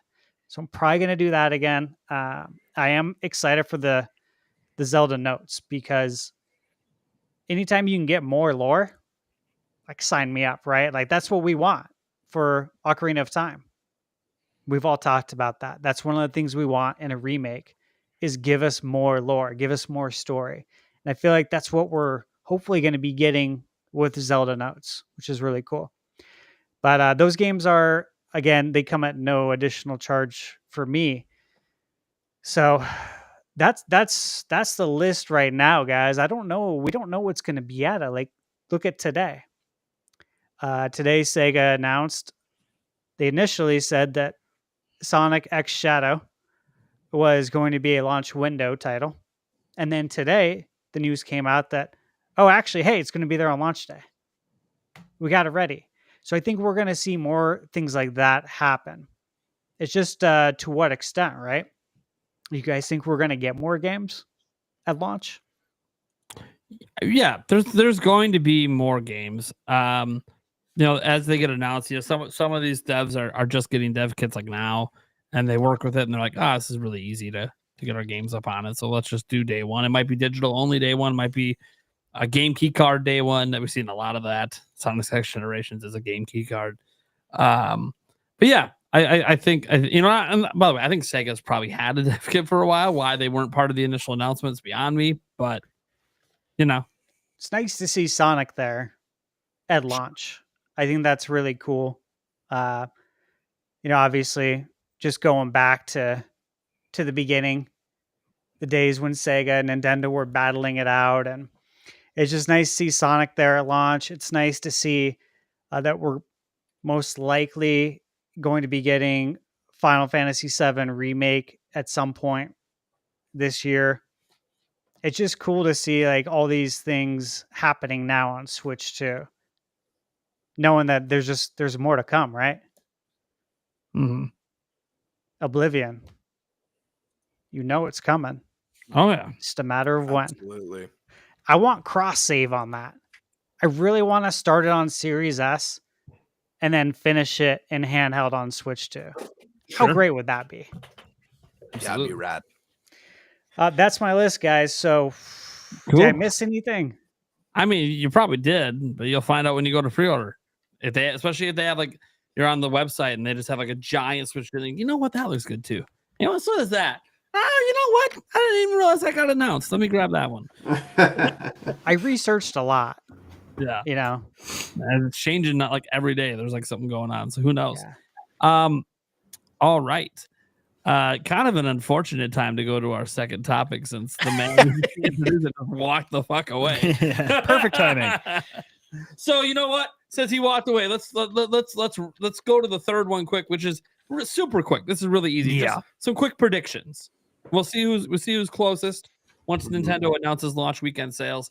Worldwide launch weekend sales is what we're talking about, not just like US. So let's just go quick. Thunderstash, it was your topic, so you go first with this quick.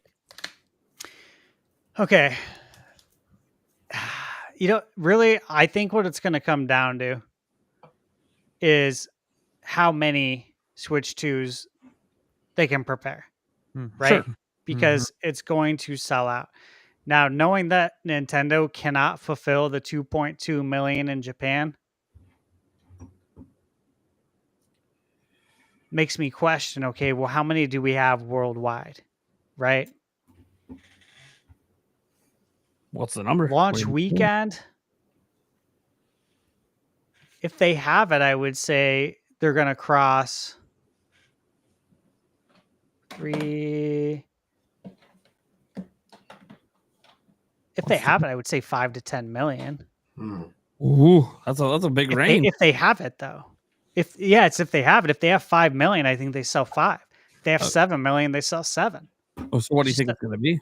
It's just a matter of how many they have for the launch weekend. You can go with the broad spectrum. It's fine. Yeah, I'm going to go broad spectrum. It gives you the safest bet to win it. So I mean, we're not really betting anything, but you know. Yeah. All right. Gamebird. Wait, what was Stash's number?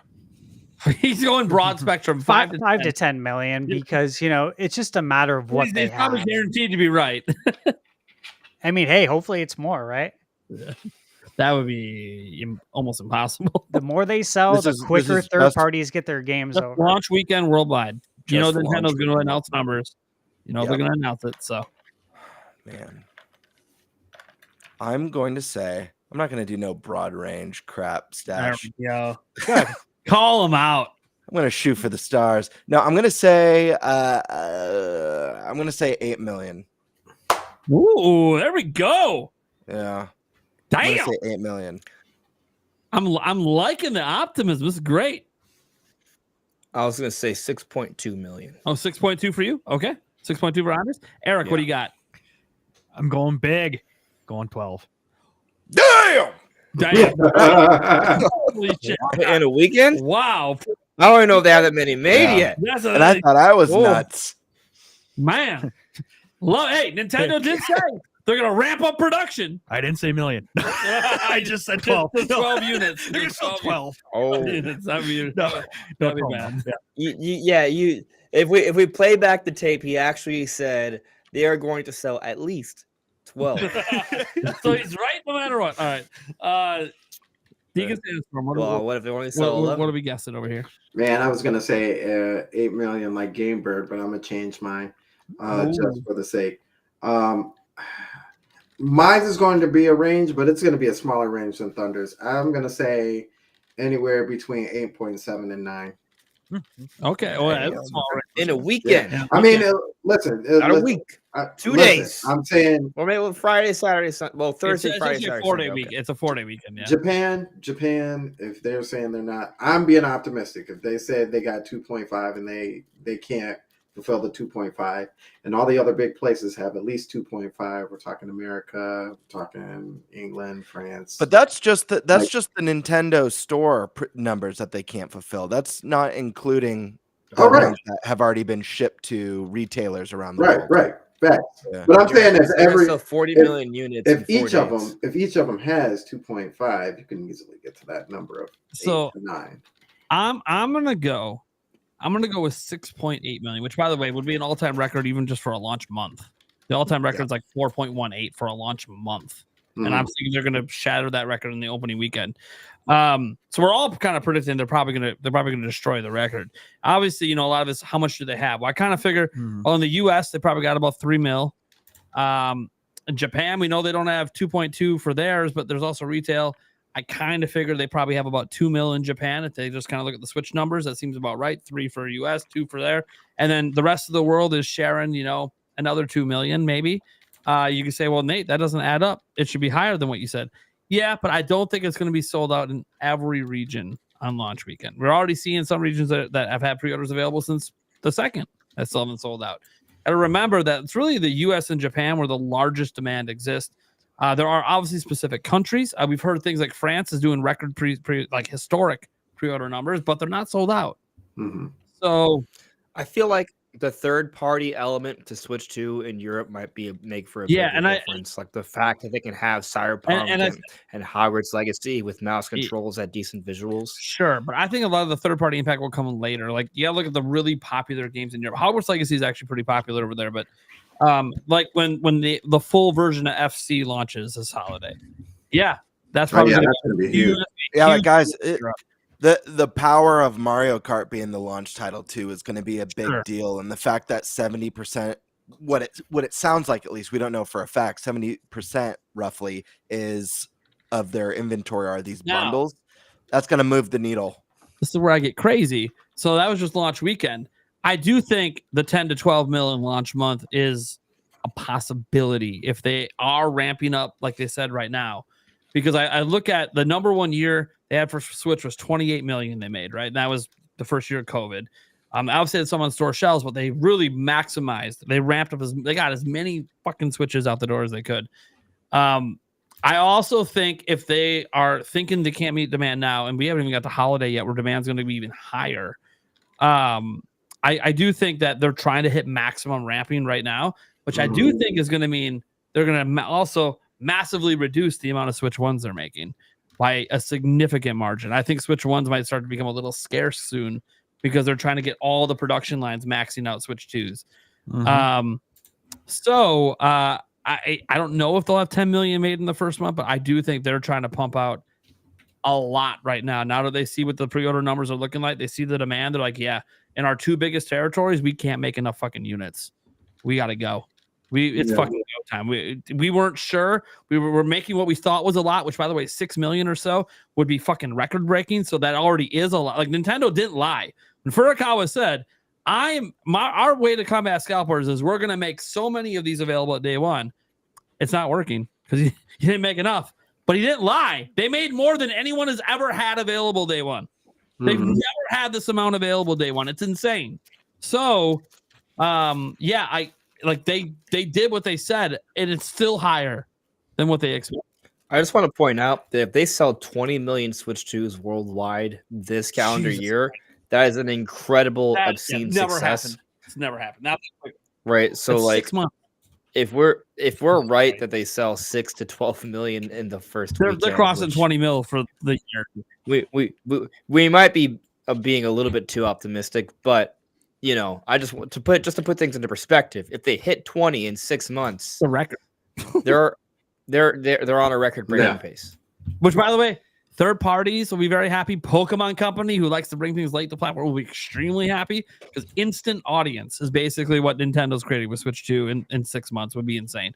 But again, this also means if the demand is as high as Nintendo's saying it is, it might be hard to get for a while. Like they might have constant restocks and it's just selling out right away. We'll see. Obviously, we don't know. And again, the European countries that aren't selling out on some of the pre-orders right now, I don't think it'll necessarily be as hard to get there. Well, until people in the US start importing it, because that's what's going to end up happening if they keep walking in stores every week for restocks and it's sold out. Now, again, this is obviously projecting that it continues to be appealing, but Mario Kart is a forever seller. They got Donkey Kong Bonanza in July. That's a huge push. And if you look at the trailer in the US in particular, it's got almost 3 million views in the US. It's very clearly a popular thing in the United States in particular. That's going to push sales. Legends ZA coming up, Metroid Prime 4 Beyond, and Luigi's Mansion 4. That's just what we know, guys. There could be a direct in June. We don't know about Luigi's Mansion 4. That's a joke, but maybe more than a joke. I'm just saying. Maybe. Emphasis on maybe. There's a fucking... Guys, there's going to be another fucking direct this summer. Mm-hmm. You guys June, baby. Late June. We're like, oh, maybe stock is Okay, good again. Big announcement. And we're like, oh, fuck. There it goes again. That's selling out again. Showcase month. We got June 8th also, the Xbox game showcase. All the third-party showcases. Yeah. Oblivion remastered with mouse Shadow drop. That could be Shadow drop sometime in June. Like, yeah, it's going to be the third-party announcements are also going to help. So, like, I'm just saying, June, it's a crazy month. It's launch, third-party, probably at a direct. It's going to be insane. Mm-hmm. Gamebird. Let's get to this topic here before we have to start pushing on over to the the comments. Because again, pre-orders are up in an hour and 18 minutes. We gotta be done before then. So let's go. Holy hell. Oh my gosh. All right. Well, am I panicking? I'm panicking. Oh yeah, dude. My stress levels are at an all-time high today. I was telling the cast like a week ago when they announced that pre-orders were back live. I felt a sense of peace when everything got delayed indefinitely. And the moment they announced that pre-orders were back up, my anxiety instantly was back. But anyways, that's not important right now. What is important is that an Ocarina of Time remake possibly dropping for Zelda's 40th anniversary. And I want to throw this one right to Andres, because Andres, I know that this is a topic that you've been discussing for a long time on your channel. You've made some really fantastic content about an Ocarina of Time remake, and you've provided some interesting theories as to why you think this is happening. So let's start with you, man. What are your thoughts on this? What's your theory? All right, so I'm first going to make the mistake of tooting my horn a little bit. Firstly, I get things wrong. Let's just be clear. I get things wrong. Theory. Right, but there are a few things that I've kind of like really tried to drill into existence. Right, like Metroid Prime 4 Switch 2 edition. Right, 3D Donkey Kong being made by the Mario Odyssey team. So, like, I feel pretty good about the long-running theories that seem to continually gain more and more evidence, right? The reason there are multiple videos is because more evidence continues to present themselves, Can I mention one thing? And so, all right, I just want to say real quick, too, before I was even on this podcast, when I was a guest, Andres, you and I talked about Ocarina of Time remake on the podcast. This was a long time ago. And we were both... in agreement and in belief for a variety of reasons, and you've continued to push this forward and continue to bring up new points. And I watch, of course, all of your videos. I think they're great, but I just want to say that we have been on that same page for a long time. So believe it, man. All right, that's it. I just wanted to say that. Yeah. Well, you know what's funny though is that like I kind of feel like over time more and more people have been like, all right. Yeah, this is happening. Like I've noticed like other like Zelda content creators or even bigger like venues. I'm not saying they got it from me. I'm just saying that I've been talking about it for a few years, and over time, more and more people have seemed to kind of buy into the idea as more and more evidence has presented itself. And that's totally fine, right? So, all right, the basic premise behind the theory, right? And by the way, there is a rumor that goes way back coming from Game Over Jesse about an Ocarina of Time HD. I've been trying to get him on the podcast. He actually wanted to come on my podcast. He had sent some very interesting things, like in the live chat one day, that kind of seemed to add more validity to it. Welcome. Like, if you go back to the original stuff, we're not sure. I've been trying to get him on for 3 years. I know. The thing is, he actually came to me. He's like, "Yo, He came to me. let me come on." And- right. me, like, I mean, but 5 he's got his own stuff going on, right? sure. But Love the you, thing Jeff. is, I just feel like he has some real golden nuggets on this, and I look forward to the day that we can really hash it out, because I think there's some really interesting nuggets he has on this. So you could argue, if you go back like mid Switch generation, he's the originator to the Ocarina of Time HD rumor, right? But we don't need rumors for this though, right? Like it goes beyond that. So, but the basic premise behind the theory is this: there is always some sort of major 3D Zelda offering for a new console, right? And if you want to bring in the Zelda fan base early on, you want to bring in something. New 3D Zelda is not on the table. Why is it not on the table? Tears of the Kingdom came out in 2023. So they can't do that. And no, Breath and Tears Switch 2 Edition do not count. That is not going to bring over the Zelda fan base, right? Most of us already have it. We're going to get it as a free upgrade. It's just there to kind of continue to get some more passive evergreen sales, basically. And so there's a belief that Nintendo needs to do something major Zelda. Can't be a new game. So what do you do instead? You could argue maybe 2D Zelda, but we just got Echoes of Wisdom. And oh, by the way, if you look on Nintendo's support page, like that, both Echoes of Wisdom and Link's Awakening are going to get free updates. So they're not pushing another 2D Zelda anytime soon, most likely. What is it? Just got to mention Age of Imprisonment. Mm-hmm. We'll get to it. We'll get to it. Yeah, I mean, if you saw my video yesterday, I covered it at the end. It's at the end. I didn't catch it. Yeah. It's at the end. So, anyways, we need something Zelda, right? 2D doesn't make sense. New 3D doesn't make sense. So then a remake comes to mind, and Nintendo has done this a few times already. Wind Waker HD is one example. Ocarina of Time 3D is another example. And so what does Nintendo go back to? Well, we actually have a long history of the producer of Zelda teasing future Zelda games. It's not once, it's not twice, it's not 3 times, it's not even 4 times. It continues to happen, and he has confirmed that he does this. So he has teased Majora's Mask 3D a couple years in advance. Echoes of Wisdom, most recently, he confirmed it in advance. He didn't confirm it. I misspoke. He talked about a playable Zelda, a Zelda game with a playable Princess Zelda. And that happened 6 months later. He talked about a Link's Awakening remake. He talked about there being a thief, and he confirmed 3 years later, after the game was confirmed, that was indeed a tease for them remaking that game. Skyward Sword HD, the infamous thing he did at the Zelda concert. He was like, "Hey, everyone, Skyward Sword on Switch, right?" Nintendo executives afterwards backtracked on it, but sure enough, the game was in development, came out 3 years later. And so those are just some examples, and he's on the record for literally saying, "Hey, I tease these things." And actually, I believe it was an IGN interview with Majora's Mask. I have a video that I put out yesterday where it summarizes all these details, all the sources, and all that stuff. But he made sure to tell the interviewers, like, "Hey, make sure to document that I laughed, but not like a nervous laugh, but I laughed. Like, make sure everyone knows that I laughed in response to this question about there being a Majora's Mask 3D." And so when you kind of look at it over, there is a long history of Aonuma responding to interviews in terms of teasing future games, and he does a laugh or he does something out of the ordinary, something kind of weird. In the case of Echoes of Wisdom, he did he actually interjected in English, because most of these interviews are translated from Japanese, but it's usually he responds in English and he'll interject, say, "Oh, maybe," or "no comment," and he'll laugh. And he makes sure to tell the interviewers to document this. So there's a history of him doing these things.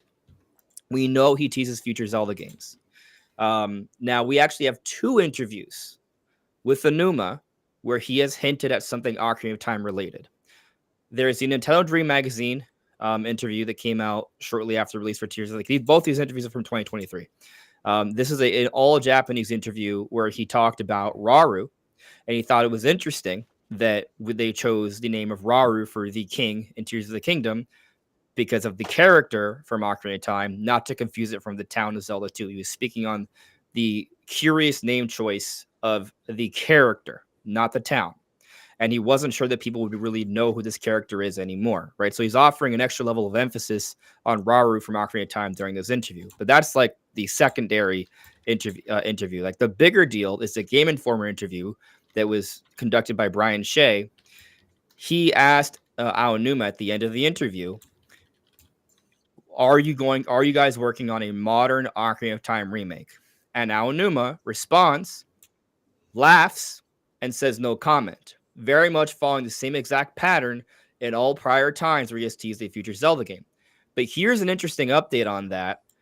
When I actually made a video documenting all this about a year ago, Brian Shea, the person who did that interview, saw my video and responded to it. And I made sure to make sure it was a real person and not someone like pretending to be them. They responded to my video. They appreciated the video, but they added something that wasn't in the actual interview. They said that when they interviewed Aonuma, he actually told them, well, he actually pointed, I'm sorry, I misspoke. He said that he interjected in English and said no comment. That wasn't specified in the interview. The rest of it was in Japanese, but that part he did in English, which more so follows the long pattern of him interjecting in English when teasing a future Zelda game. And so twice he's done this for Ocarina of Time. And this gets more interesting because now that we have an idea of what the next big game may be, Ocarina of Time, we have the Zelda 40th anniversary coming in 2026. Now, with all this in mind, I've been thinking the live-action Zelda movie would be coming out April of 2027. This is what I believed for a long while now. We recently got confirmed that the movie is actually coming out March 2027. So I was off by a month, but I think what it goes to show is that my thinking on this has been somewhat kind of been correctly aligned here, right? And why is this a big deal? Because if the movie's coming out in the beginning of 2027, that means in 2026, Zelda 40th anniversary year, what are they going to have to do? They're going to have to start marketing the movie, showing off trailers, showing off the cast. So the marketing and advertising for a live action Zelda movie is going to factor into Zelda 40th anniversary plans. But there's also got to be a game, right? Now, you might argue, why is there got to be a game? Well, something else interesting that's been kind of very well supported by this point is that Nintendo likes to do build-ups for some of their big releases. You look at what they did with Mario Wonder, and the Mario movie coming out in the same year. There are multiple Mario games that came out around the same a similar span of time. There was a build-up there. There was a Mario movie. There was Mario Lego sets. And then Nintendo went and showed during their financials that Mario sales across the board went up by 30 to 40% during 2023 because of all this cross-promotion, right? Then we look at the Pikmin series. They had Pikmin in the parks. They had Pikmin Bloom. They had Pikmin 3 Deluxe. They had Pikmin 1 and 2. All this amounted to Pikmin 4. There is a build-up, and now Pikmin 4 is what? The best-selling game in the series, and it's by a growing margin. Now, recently, we've got another confirmation of Nintendo doing this with Donkey Kong. We've been talking about them doing a build-up for Donkey Kong for a while, and now we're like, oh, well, they definitely were doing a build-up, right? Because they had Donkey Kong, they had Mario versus Donkey Kong that came out last year. We have Donkey Kong in the Mario movie. They hired Seth Rogen to do that role. They changed his design. They had Miyamoto talk about this design. They have the Donkey Kong expansion, the first expansion to Super Nintendo World. So you have all these different Donkey Kong things happening, but for what? Now we know for what.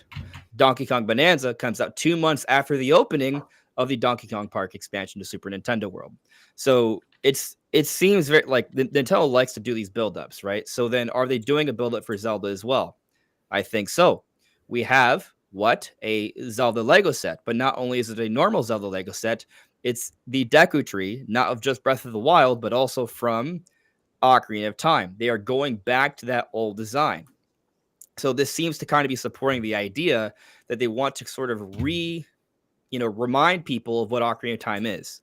And so you think about that. You think about how they did actually choose Rauru to be the name for the king in Tears of the Kingdom. And now we have Hyrule Warriors Age of Imprisonment coming out winter.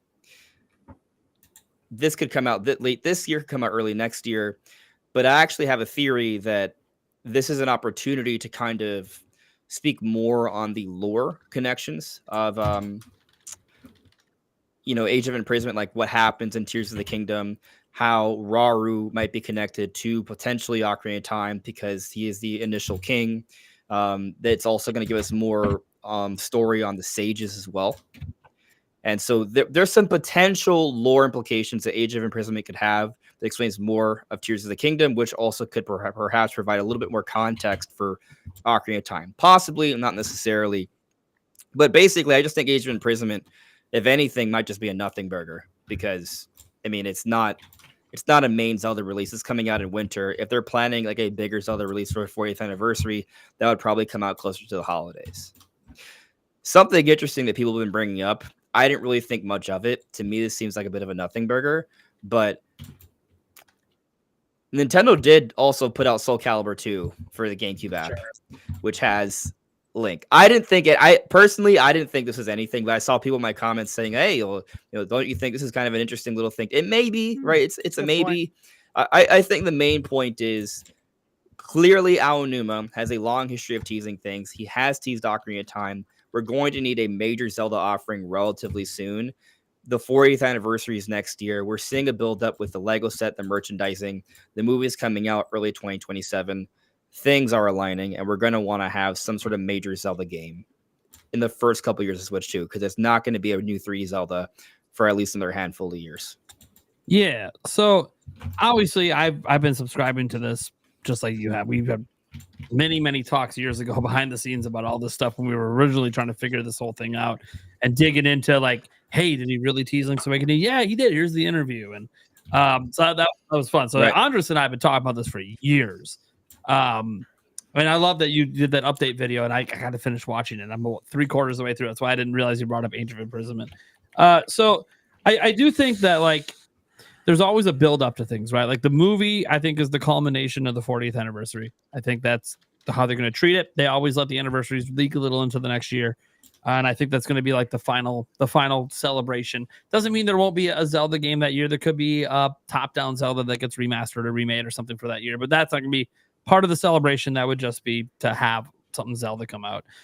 Just like this year. What's the new Zelda this year? Well, it's Age of Imprisonment most likely.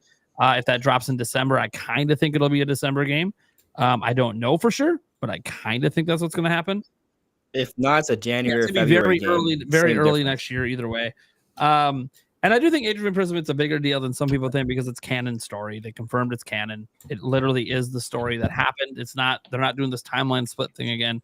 So that's cool. I'm actually very interested, and I think them doing the Switch 2 editions of Breath of the Wild, Tears of the Kingdom might be because that's coming. They want to remind people, here's these games, and hey, we have more story coming with a new thing later. That being said, that doesn't have anything to do with the Zelda team. We know who makes those games, right? We know what's up with that.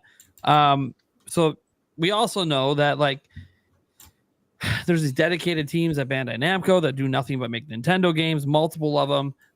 We know that the main Zelda team we know is already deep making the new big 3D Zelda game. They were already talking about that back in 2023, let alone now, right? So then we know they're deep into that, but they probably have some input on whatever the main studio is making. Because I don't think it's the main Zelda team doing it. I think it's another outside studio that they trust, but they've been letting them cook for years on this. They're not rushing this out.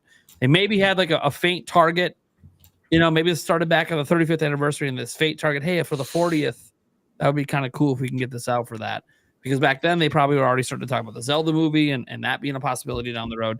Because they plan these things out in advance. They don't just willy-nilly decide one day, hey, let's drop a remake next year. Like, no, you're remaking. That takes years. That's years of work to do a remake. I mean, it couldn't even be done, and they're just sitting. Yeah, that could be too. It might have been originally a Switch 1, and then they're like, let's Switch 2's coming. Let's up it for Switch 2. And if it looks anything like primary mastered levels of like fidelity, but just upscaled to 4K, that'll look incredible. Maybe got reworked entirely. Who knows? Wait, it's not here. It hasn't been announced. But I do think there's a lot of weight to this theory. I've always thought there's a lot of weight to it. I mean, the biggest stuff is Aonuma's teasing. Like, he doesn't do that unless something's happening. And every time he's done it, the thing you think is happening is what happens. Well, another little nugget to that, and actually Cameron deserves credit for this because he brought this up to my attention like a long while back, right? But when we go back to the Game Informer interview, the one with Brian Shea that I talked about, how he interjected in English to say no comment, which makes it even more curious. It's not just like some people say, oh, no comment doesn't mean anything. Well, one, it's him not denying it, right? And that's important to keep in mind because, as Karen pointed out to me in the past, during that same time, Aonuma had another interview where he was asked about a Zelda Dungeon Maker, and he denied that. He said that's not likely. So Aonuma doesn't just say no comment to everything, right? If something's not really in the works or if there's something's not happening anytime soon, he makes sure to quell those expectations, right? And this is actually even more interesting now because when Cameron and I talked about this is before we had the Ask Developer Series 4 Echoes of Wisdom. A long time ago. Yeah. Because we learned that Echoes of Wisdom initially started off as a dungeon maker. So Aonuma knew this, and he knew they were working on a dungeon maker at first and changed it. And so he told us it was not likely. Point being, Aonuma wouldn't just say no comment. Like, he would make sure to strike that down. He struck down the Zelda Dungeon Maker. They're not doing it. But he was asked direct. That's the thing. This wasn't fucking around. He was asked directly about an Ocarina of Time modern remake, not some remaster bullshit with some updated textures. No, like not Ocarina of Time 3D upscale. There's a lot of big question, and he wouldn't comment, and he interjected it. Also, another thing, the Nintendo store in Universal now has Zelda. All the Zelda stuff, stained glass window stuff too. It's Mario, Donkey Kong, and Zelda. What does that suggest? Probably that their next expansion. The next expansion is going to be Zelda. We've known. Which also, by the way, we've seen them in the wearing the hard hats. Aonuma and Aonuma from the Zelda series producer. Like it seems that's probably the next expansion. So you have the Zelda expansion, 40th anniversary movie, hints at a game. Like it seems like it's all maybe connecting for late 2026, 2027 for all that's kind of mad. Yeah, and I don't think the Zelda expansion will be done next year, but I do think they might announce it next year. As like we're gonna have this come out 2028, maybe 2029, maybe around when the new 3D Zelda comes out. Who knows? An announcement would make sense. But especially if they're doing like if they do a 40th anniversary direct or something in February. Hey, you might as well throw that announcement in as well and show a few teas of your plans. Be kind of cool. What you guys got any other thoughts on that theory, guys? Because this is one I want it. Let's just start there. Fucking give it to me. Give it to me yesterday. All I can say is if they're gonna finally give us a Ocarina of Time remake or remaster or however it ends up showing up, I better see some love for some Majora's Mask. That's all I gotta say. That's the dream. I love that you brought that up actually, because whenever we have these conversations, something that comes up is like, oh, this could be like Nintendo's like Final Fantasy VII remake. Yes and no. I personally think I think maybe a better comp might be like a Resident Evil 4 remake where it's more true to the game. But Final Fantasy VII remake is basically a trilogy series, right? Nintendo can, in theory, do their own trilogy series because you have Ocarina of Time, you have Majora's Mask, and the other 3D Zelda that kind of needs to be remade is Twilight Princess, which, by the way, technically takes place after Majora's Mask. So they could kind of do their own like trilogy remake series if they wanted to. I don't think it would happen in quick succession, maybe across 8 to 12 years, but yeah, I think they could. I feel that. Yeah, I would love that. That would be a dream. Yeah, I like Nintendo Prime and Andres. I fully subscribe to this. This is something we've talked about here on the podcast. This is something that I've talked with Andres about both on my channel way back and your channel.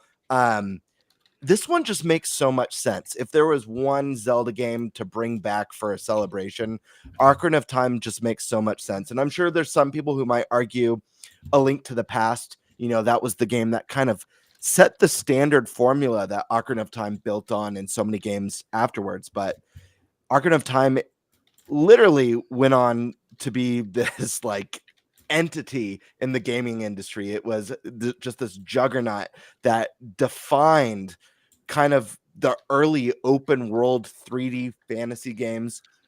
It took Zelda to the next level with its incredible dungeon design and boss fights, and it kind of set up this amazing hero's journey story that just works so well for celebrating these characters. And with the film on the horizon, we don't know if this film is going to be based on a game, or if it's going to be a brand new original legend featuring, all these beloved characters.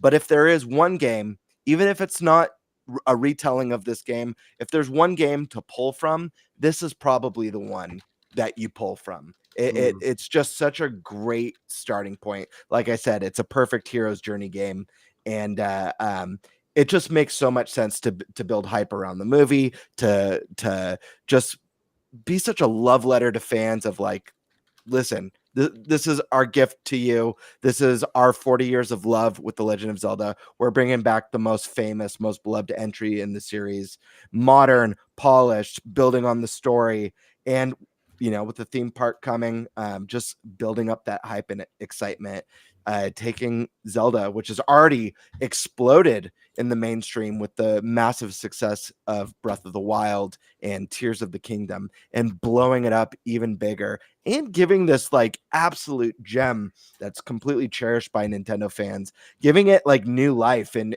introducing it again to a new generation of gamers is, I don't know, it just makes so much sense. And this game would do well, I guarantee you.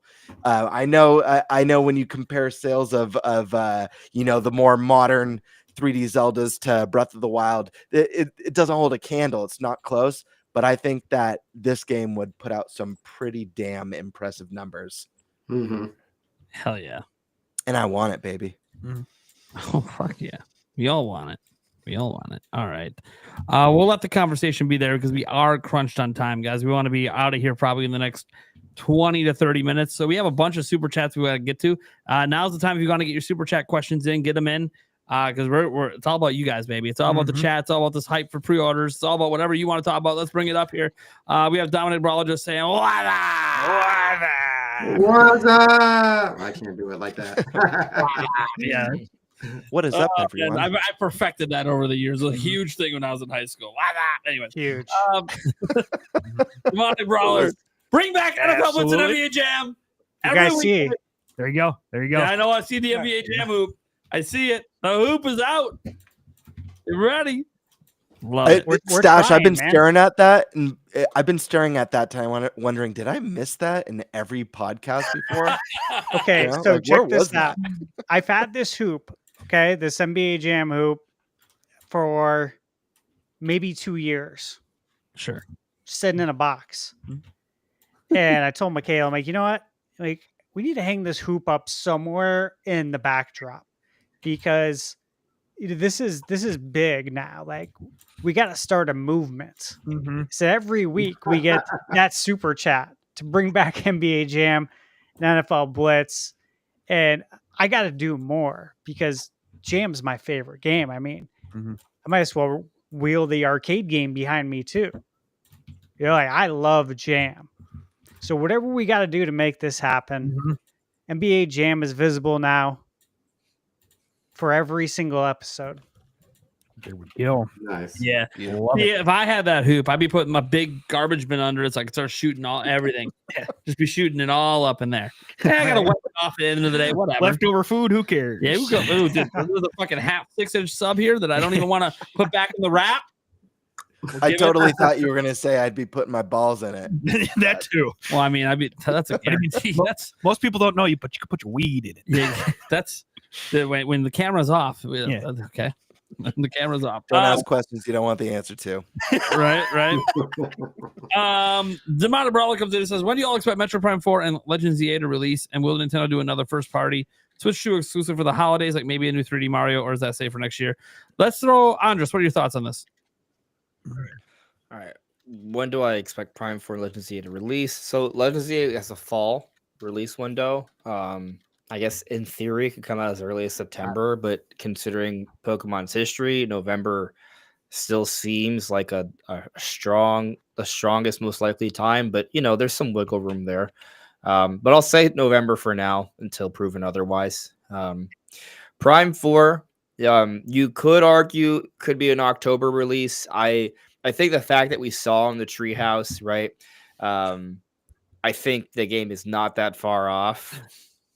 But I don't think it's so close that they gave us a release date. So I'm thinking September for Prime 4. But possibly it slips into October.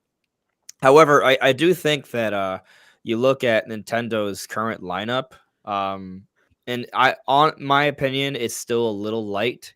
Because I don't think like things like Super Mario Party Jamboree or Kirby plus Starcrossed World is really, I don't treat those as like full on new Switch 2 games, right? Even with Prime 4 and Legend ZA, I think there's significance, and I think maybe they might even go on to be the best selling versions. So Legend ZA is a toss up. Prime 4 probably will be better selling on Switch 2. But the fact of the matter is both those games are still available on Switch 1. So I do think Nintendo is going to need at least one more kind of like marquee big title that comes out during the holiday period that's a big Switch 2 exclusive. And so the question is, what might that be? 3D Mario, I know we all kind of want that. It's usually available early on, but because of Donkey Kong, I do think we're waiting a little bit longer. Now, my theory is that only part of the 3D Mario team's been working on Bonanza, and they've been working on both Bonanza and 3D Mario for so many years because this team hasn't put out anything on Switch since Odyssey, that we'll probably see both in quick succession. But I do think it still means that 3D Mario is not quite ready yet. Maybe it's teased this year. We see it sometime next year. That's what I'm thinking. Main point is I don't think 3D Mario is the big surprise Switch 2 title that comes out for this holiday. My theory is Luigi's Mansion 4. Because I think it fits extremely well.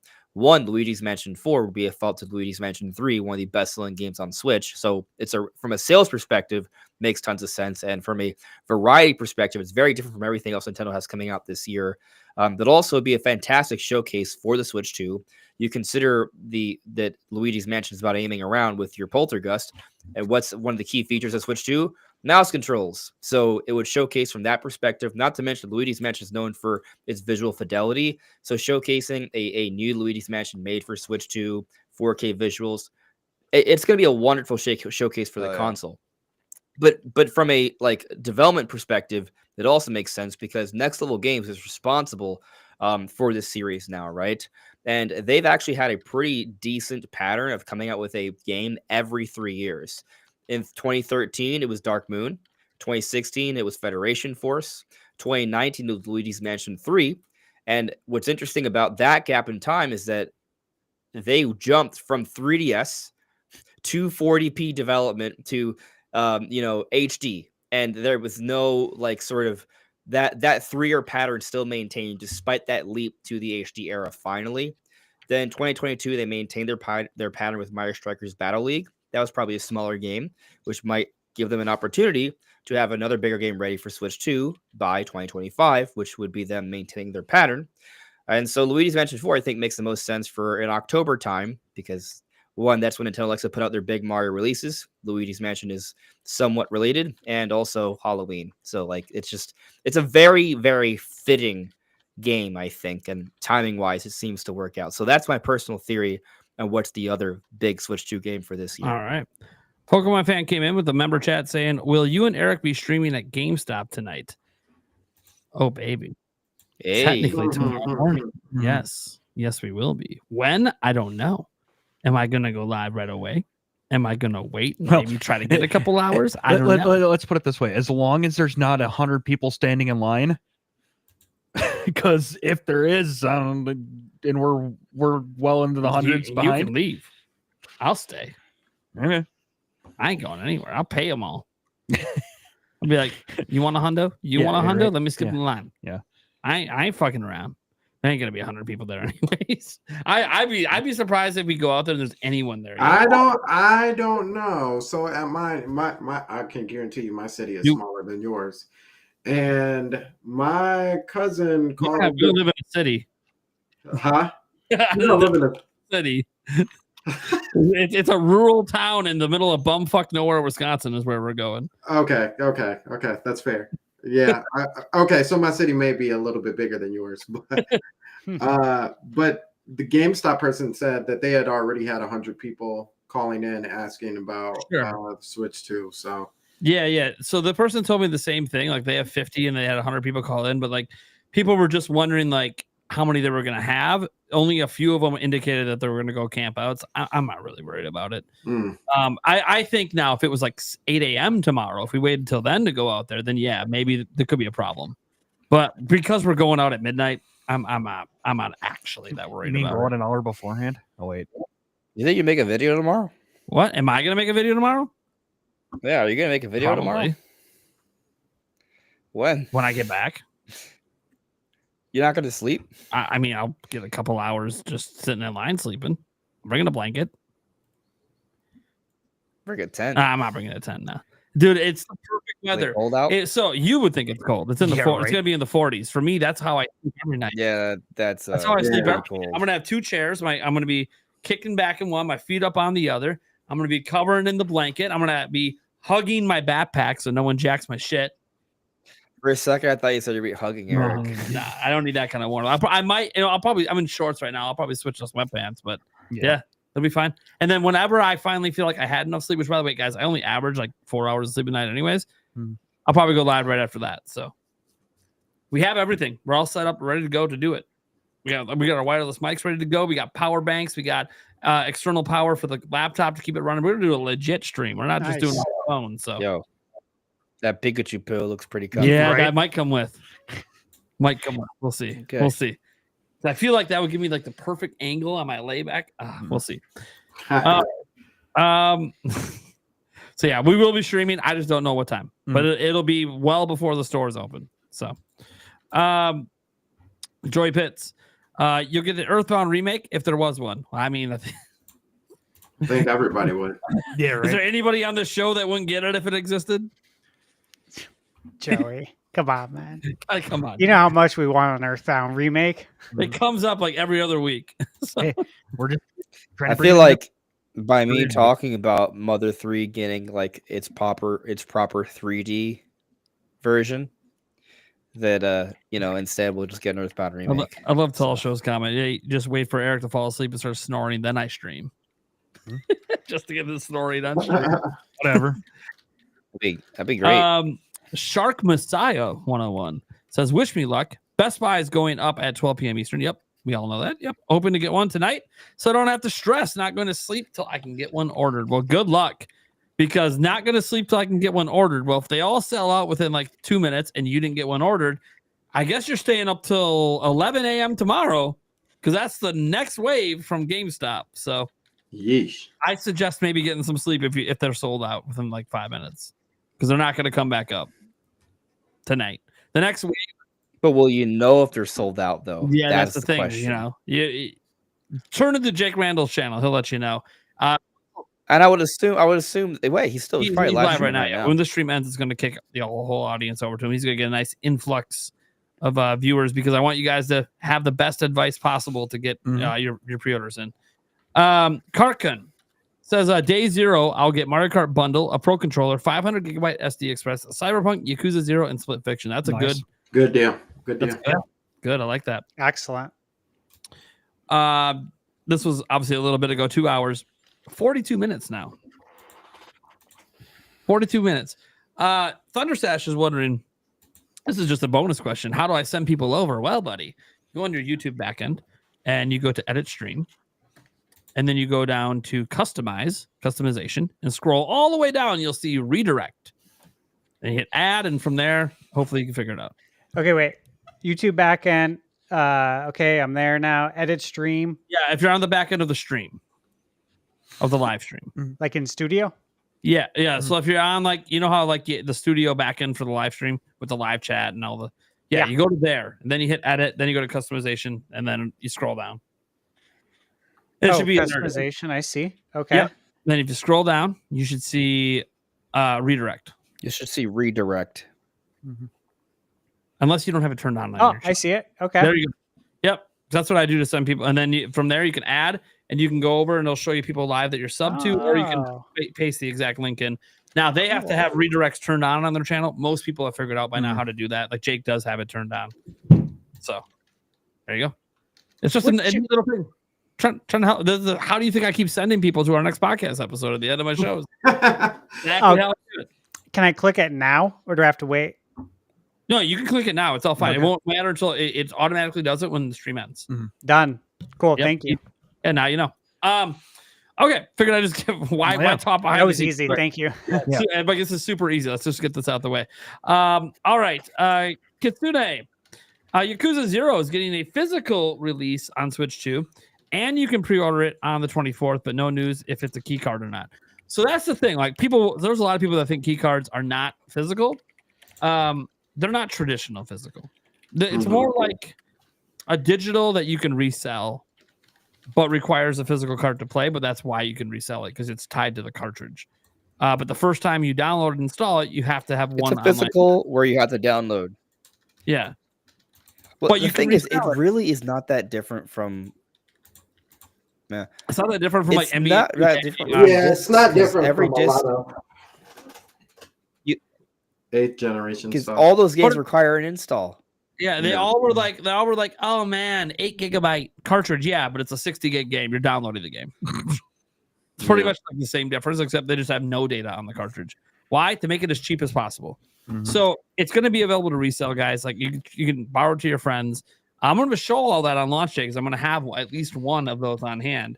And you know, I'll even show in a video or a news video, I'll show that, hey, you can resell it. Here is me, literally footage of me reselling this game back to GameStop or back to wherever I decide to sell it to. Because if selling it to a friend is one thing, but you just gave it to him. Like, okay. But how about let's go to a store? The stores will buy it, and I will prove that to you by going to the store and selling it literally like the day after I bought it, which is just stupid because you could. Anyways, I got something to bring up about this, about game sizes. I know it didn't fit into any topic, but there's been a lot of discussion about the larger file sizes. Obviously, with the size of Oblivion being 120 gigs, everyone's like, all right, well, that's definitely going to be on a key card if it comes to Switch 2. One thing I want to mention is today I found out the file size for Hogwarts Legacy on Switch 2.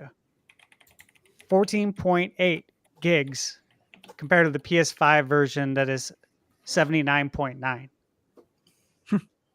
Yeah. So again, huge, massive difference. And that's a Switch 2 game being compared with PS5.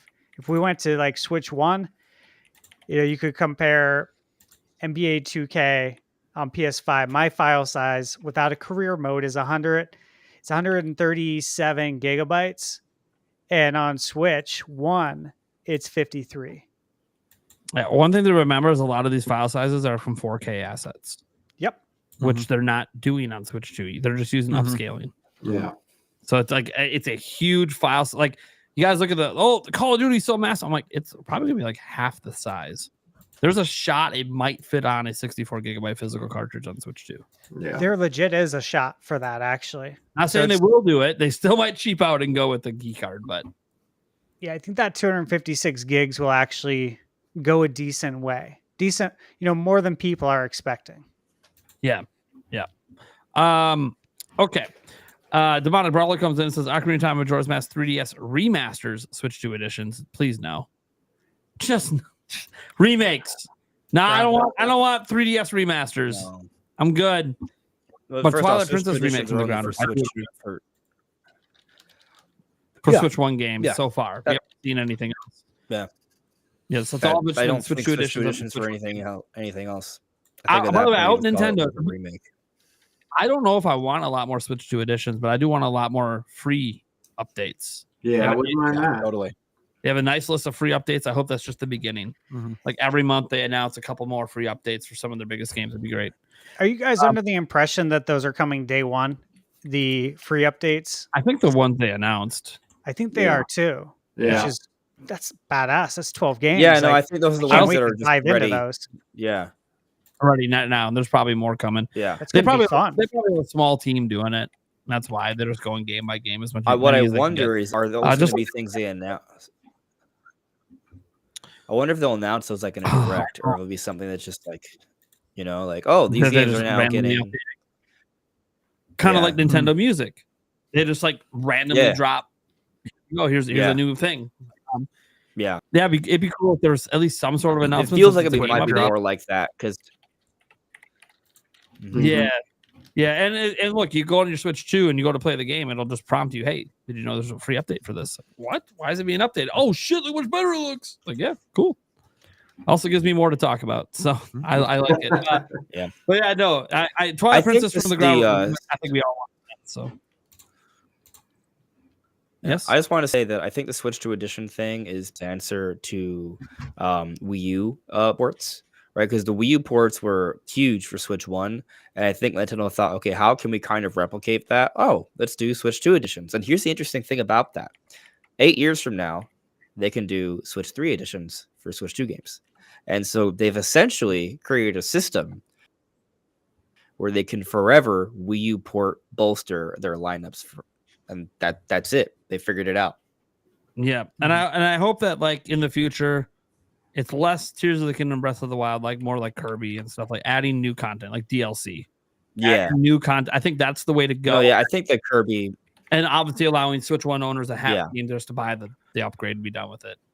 So they're not spending, $80 or $70. But I do like the new content angle. I don't like the still charging MSRP plus new content, but I own all these games, so I'm not gonna have to do that. So but for new buyers, that's the thing. Like down the line, there could be some more obscure titles they bring back that maybe didn't sell as well that could find a new audience and $80.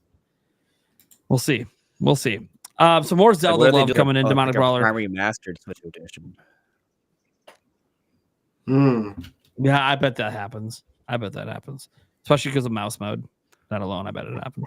Demonic Brawler says The Legend of Zelda Oracles HD 2D remaster / remakes. I mean, look, I think what happened with Link's Awakening is not the end. There's going to be more top-down Zeldas remade. Mm-hmm. I don't know what the next one is, but I do think that it happens before the next 3D Zelda, like the new brand new 3D Zelda. Let's come in 2028, 2029 or whatever. I think it happens before then. And then I think the next original top-down game will happen after the big 3D Zelda drops. I think we eventually get all of the top-down Zeldas remade, including the original on NES and A Link to the Past. Yeah. Obviously, the Oracle games. And you haven't figured it out. It's probably Grezzo making it. Minish Cap. Doing it. I just hope Yeah, it's a new style. Same here. By the way, I would literally love the art direction. You But look let's so good. go with another art direction. Let's surprise people again. Yeah. I couldn't agree more. I think it's a beautiful art style. Love the toy style like diorama, but it's going to lose its novelty if they do every single game like that. They got to keep it exciting. Yep. Yeah, you can't just they can't. I think you did it for 2 games. You can maybe really switch 2 editions of those games. I don't care. But let's go ahead. Actually, I know Link's Awakening is getting a free upgrade. Are people saying my internet's bad because I have 900 up and 900 down? Yeah, you're the one cutting out a lot sometimes. Yeah, it could just be your connection to their servers. Beats the fuck out of me. Yep. Maybe it's You because don't- I'm on 900 Best Buy, upload? Target, and Walmart It's right called- now. it's Yeah, called I have a fiber. 900 upload. Yeah, I have fiber. Yeah. The limitation could be the computer, like your network card on the computer could be causing problems too. Who knows? Who the fuck 2 knows? minutes remain, gentlemen. Yeah, let's go ahead. Yep. Let's go ahead and get through this stuff. We're getting Ocarina of Time Warriors. Nice. Yeah. Hell yeah. No. Just moving on. At least not right now. All right. So the next one here is Stephen Vaughn at GameStop by myself, and I just watched an 80s super nerd walk by. Nice. Balding hair, glasses, thin in a t-shirt tucked into high nylon shorts, rolled up socks, Hell playing yeah. Triple H's theme on a phone and doing a strut. Hey, he was awesome. ready. He was That ready. That guy's a legend. Dude, Is my connection better now? you seem fine. I mean, it cuts out randomly, so it's hard to tell. Okay. Yeah, we'll see. We'll see. That dude's got to be a legend in the city.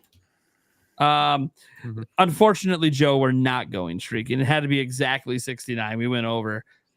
There's still an outside shot at it, but like it's got to be like, I don't know, 65, 66 more dollars to hit it. So probably not going to happen, but I appreciate it, man. Thanks for the $10. Oh my God. Stephen Vaughn said he walked by again. Time to play the game. Oh, that's great. Yes. This next one here is specifically for Thunderstash. It says Wave Race and Pilot Wings. We gotta believe. We got to. Believe it. We have to put it out there. Yeah. Maybe it'll happen one day. You gotta believe. Thanks, You gotta Pluckers. in Joe Hendry. Anyways, hey, he's at WrestleMania for all of like that 5 was crazy. Yeah. for all of 5 minutes. But hey, he's probably one of the next ones coming up eventually. TARDIS says on Best Buy's website, I shouldn't refresh the page, right? It should auto let me add to cart without refreshing, or what do I do so I don't lose a spot? That's a good question. I think if I remember right, Jake said something about Once you're in the queue, it randomly gives you a number once you add it to your cart and are going there. It doesn't. You don't lose your spot in line. Your spot's not there when you're adding it to your cart. It's once you get it in your cart, then you're added to the line. But Jake will have all that. Yeah, just add. This is a better question for Jake. Yes, it is. I don't know. I thought I heard different on his video today where he said, "Hey, when you go to the Best Buy website, they have a queue system." They do. But the way he suggested it, at least the way I understood it, was it's not when it's not when you add to the cart. It's once you click add to cart, you'll be in line to try to get the item. We will then verify your account and check the availability. So that's different than what his video said today, because Best Buy must have changed. I don't know. That's what it says. Yeah, he said today, like, hey, people get get frustrated because they're in the line and then they refresh and they actually are. Is there any sort of visual indicator that you're in the queue? Yeah, there is. So I was there for like PS5 Pro stuff, most recently in this past November. And yeah, you get put into the queue and it'll tell you are in the queue. And you just wait. The biggest thing is just do not refresh. People refresh, and when you do that, you go back to the end of the line. So the biggest thing is patience. Patience, everyone. Don't refresh. As long as I see them in a queue, I won't refresh. But if I'm not in a queue, you'll know it'll appear right on screen. Yeah. So again, but Jake Randall's a good. Any questions you have, we're going to be kicking you guys over here in a few minutes. We have one final super chat that came in, at least the final one for now. Yes, folks. Plucky dropping it hard. But we're going streaking! Yeah! Yeah, I'm streaking. So that means I'm not streaking in person and Best Buy, but it means I got to chug the beer. So while I take care of that chug, and I guess you guys really wanted the burp at the end of the stream. Why don't we go around the room? Stash, why don't you take people around the room and let them see what they got going on and where they can find them. Yeah. All right. Let's start with Deacon Sandstorm McDowell. Where can everybody find you? Yo. Yes. So you can find me on the Sandstorm Show Rebirth channel. Just type in Sandstorm Show. It'll take you there. As well, you can find me on Twitter. And I got to make sure my handle's right. Am I Deacon? I am. No. I don't know. I had to make sure. So exactly like how you see it here, you can find me on Twitter as well, actually on Instagram as well too. We are having a giveaway too. So for all you guys who are not as fortunate, we are going super hard to get another. Thank you, Joycey. I appreciate you. Thank you so much. To get another Switch 2. So we are having a Switch 2 giveaway. Gleam didn't allow us to do this, but I'm letting you know here and now. If you are not a subscriber to the channel, you are not going to be able to participate. Tip for the future: viral sweep. It costs, but viral sweep. Yep, viral sweep. Yep. Okay, appreciate it. They will confirm subs. What do people have to do to get the hat? Ask Nintendo. I feel like I keep my stuff as exclusive, like Miyamoto keeps all his new shirts that I want. Yeah, right. Well, we actually know where all those Where's shirts. that store? Yeah, That shop shops in Japan. There actually is a store that makes them. I thought you were going to say Really? Thunder. I thought you were say too. his They really talked about it in giant, an interview. Yeah, massive mansion of a closet. store. There's like it's like a little mom and pop shop in Japan that like makes all those shirts for them, and they do sell them in the store, but like a lot of people don't know about it. Dude, that's sweet. Yeah, like people don't think to do that when they go to Japan. I seriously thought you were going to say Thunder Stash. I thought it was too. To calm down, by the way, people wonder why I'm talking. Stash knows. Stash knows. Before we get to the next sign out, we had a couple more super chats coming quick. Not to 712, so there may be a day when our orders will fail, but it is not this day. This day we pre-order. By all that you hold dear on this good earth, I bid you stand, gamers, good my fellows. Very Independence Day. Yeah, I like it. It took me a moment in reading it to realize what he was doing. I'm like, okay, we got to do the voice. Come on. Yeah, that was good. Stephen Vaughn, would you all love me to share a picture on X of my Chevy Impala Ghostbusters car? Yeah. What? Yes. Of course. Yeah. What are you doing? In front of GameStop temporarily? Wait, you're going to take that shit to GameStop and take a photo? Lights and everything? Dude, you post that, tag me, I will share that shit. Hell Play yeah. the music though. You gotta play the music. Oh, yes. Take a video with the music playing. That would be sick. Did the lights turn on too? That'd be awesome. That'd be even Says better. lights and everything. That'd be, oh, let's do it. I don't know. Let's do it, baby. Hell I yeah. want to. Yes. This needs to happen. This needs to happen. Hell yeah. I mean, if you happen to live in my area, if you want to pull up to my GameStop and do Yeah, right. that'd be even better. You'd be on live stream. I will start the stream for that. Mhm. All right, Stash. Keep bringing it around. We did one person. Okay, guys. Andres Restart. Where can everyone find you? And what do you got in the pipeline? What are you working on? Oh, you can find me on The Great Unknown, also known as YouTube. Andres Restarts my channel, and I do stuff. So, yeah, I will say, normally I don't do this, but I am trying to hit 50K by June 5th, and we're coming close. We're almost kind of pacing, right? Like it's gonna be a tight race. So let me add to that theories too. and stuff. Yes. Yeah. Let me add to that, like just to everybody and everyone's chat, because I know we're streaming this. A few of us are. If you haven't subscribed to Andres Restart, what are you waiting for? I've been subscribed for a very long time, since long before I knew you, and I listen to and watch all the videos. They're all very good. Oh, yeah. They're very well thought out. He puts a lot of research into it, and he has been shooting for that 50K, and I'd really like to see you hit it too. Yeah, And I think it's very well deserved. So Appreciate it. I man. had Thank you subbed, and I think it was on my previous channel because you did a lot of stuff with Rob. Yeah. Love Rob. Yeah. So he's been on the channel too, and I'm like, man, I know Andres is on my thing. Sure enough, you're not, because this is a different channel. So yeah, there you go. You gained at least one, baby. Plus But one. no, seriously, guys, get him to 50K. Heck yeah. Hey, we secretly behind the scenes pushed Stash to get over that finish line to 100K. We pushed Gamebird to get to his 1.5, and hey, he's actually 1.53 now. Hell yeah. Damn. The 2K before the end of the year, guys. It has to happen. Andres Restart, we got to get him to 50 because look, man, setting aside the fact that he's been a long-term friend of the channel and friend, we met each other in person. We have each other's phone numbers. We sometimes call each other and talk the shit, bullshit on sports. Heat lost, by the way. I'm just happy they competed. I know they did lost. They competed. I'm happy. But yeah, because they really don't really have much. They have no business competing with them. Yeah, just making it fun to watch as you kind of hope for the Heat. Yeah. And they did that today, so good for them.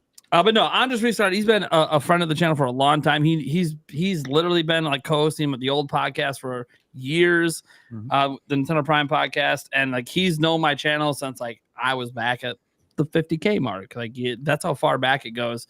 And as my channel has exploded, his hasn't, and I don't get it because he makes better content than me. What's wrong with you guys subscribing to my dumbass? Remember, I'm the clickbaiter. Stop going to the clickbaiter and go to the guy that makes the real content. Yeah, clickbait too, apparently. So yeah, I know. Yeah. Apparently, everything you do is clickbait. I know. It's welcome to the internet. But no, seriously, guys, Andres Restart makes amazing content. I mean, you can even look; he's getting pretty good views on a lot of his stuff. Keep it up, man. You're kicking ass over there. I want to see you explode this year. I want to see you hit that wave and just fucking go. That'd be good. That would be nice, but we'll see what happens. Yeah, we'll see what fucking happens. He's awesome. Yeah, he's the masturbator. That's right. That's a giant pause. Hey, bird. What is up? The Game Bird here. I want to echo everything that was said about Andres' channel. I've been friends with Andres for a while. Such a cool dude, but beyond that, one of the best Nintendo channels out there, period, in my opinion. Great content, a lot of interesting discussions, phenomenal theories, and like Nate said, if you guys aren't subscribed, what's wrong with you? Subscribe to the man's being channel. So nice to me. You're making Let's me get him to 50. We just want you to come back. We just really want you to come back We need because to we let a can't find any Nintendo- guest right now. Nintendo Legend wants to chime in about you guys not being subscribed to Andres Restart. What's wrong with you? Oh man, That was Reggie. Nice and simple. But enough about Andres. Let's talk about me. I'm GameBird Classic. You guys can find me here on YouTube at GameBird Classic or on Twitter at _Birdmaster. I make Nintendo content, and if you like a little bit of goofiness, a little bit of laughs, definitely check out my channel because I do a lot of weird stuff. If you like the intro, Yes. that's what he does. Yes. It's hilarious. And I It was love a it. good intro. And the thing is, even a real Craziest intro. Yeah. Just wait. Yeah, the real intro is cooking right now. I apologize. This one's going to take a little bit of time. Oh no, the more time you know, it cooks, better it is, But baby. the thing is, this one's so rewatchable. Like every It is. time, I'm just like It's in awe. hilarious. Yeah, But the ads are thank going you, to go guys. nowhere, guys. As long as we sell that particular merch, I'll just randomly drop it in the show. It's just, Yeah, so good. and It's a And I good do have a intermission thing. Maybe it is a good intermission as well if we need to step away for whatever reason. Bathroom breaks. Bathroom breaks, etc. for those 4-hour But- podcasts. It's every week. It's every week. Anyways, There you But go. yeah, that's me. I'm trying to hit 2K. Yeah. Appreciate anyone who checks out the channel and supports. I'd love to hit it by the time Switch 2 launches. And I've got videos planned. I've been busy working on this new intro, so my content's a little bit slow. But anyways, once that's done, I'll be cooking this year with Switch 2. fuck yeah. There we go. Can't wait. Thunderstash. Yep, you find me on YouTube at Thunderstash Gaming and Twitter Thunderstash_YT and then Thunderstash Gaming everywhere else. As far as what I'm working on, so much right now. Assassin's Creed Shadows, working on wrapping that up for review, and that'll be a fun one since we all know that's coming to Switch 2. Just a matter of when, not if, since it's already been rated. Rating. Yep. Got that. I got a portable projector that I'm going to be reviewing that looks really cool and that I will most likely be bringing with me when I go for the Switch 2 launch. Midnight launch, probably- baby. Yeah, I'll probably bring it and throw up Shit on the Mario building, Kart and baby. Smash. Fuck Yep. yeah. Should be fun. I have so many more videos. I literally I have a list of everything I'm working on. I have Claire Obscure Expedition 33. I Hell yeah. just need time to play it. Right. Just download it today. Fuck yeah. Yeah, there's a lot. There's a lot to do in order to be ready for Switch 2. That's how it goes. Yeah. You guys know me and Eric, right? We're basically the tag team for Nintendo Prime and the Clips channel for Eric over there. The reason I'm not letting Eric say anything is, motherfuckers, you're going to see me on this channel literally in probably 5-6 hours. We're going to be right back streaming right here at Nintendo Prime live from GameStop, getting our pre-orders in. Really before the pre-orders, obviously. Yeah, we're going to have an actual semi-professional setup, not just from my phone, mostly because I don't have a second phone right now. But hey, it leads to a better quality stream for you guys. It's going to be first time running a stream off the new laptop, too, which is a good test for when we're out in PAX. We haven't done that yet. I moved all my stream layouts over. Should be good. Might be a few hiccups I got to fix early in the stream, but it's whatever. We're good. It wouldn't be a Nintendo Prime stream without some sort of tech difficulty, so... I mean, I'm going to try to sort it out before we go live. I don't fucking know. Yeah, you're right. So only so much I can test. All right. Thank you guys so much for being here. That is the Nintenbyte Podcast, episode 16. And happy pre-orders, everyone. Good luck. Later. Good luck. Good luck.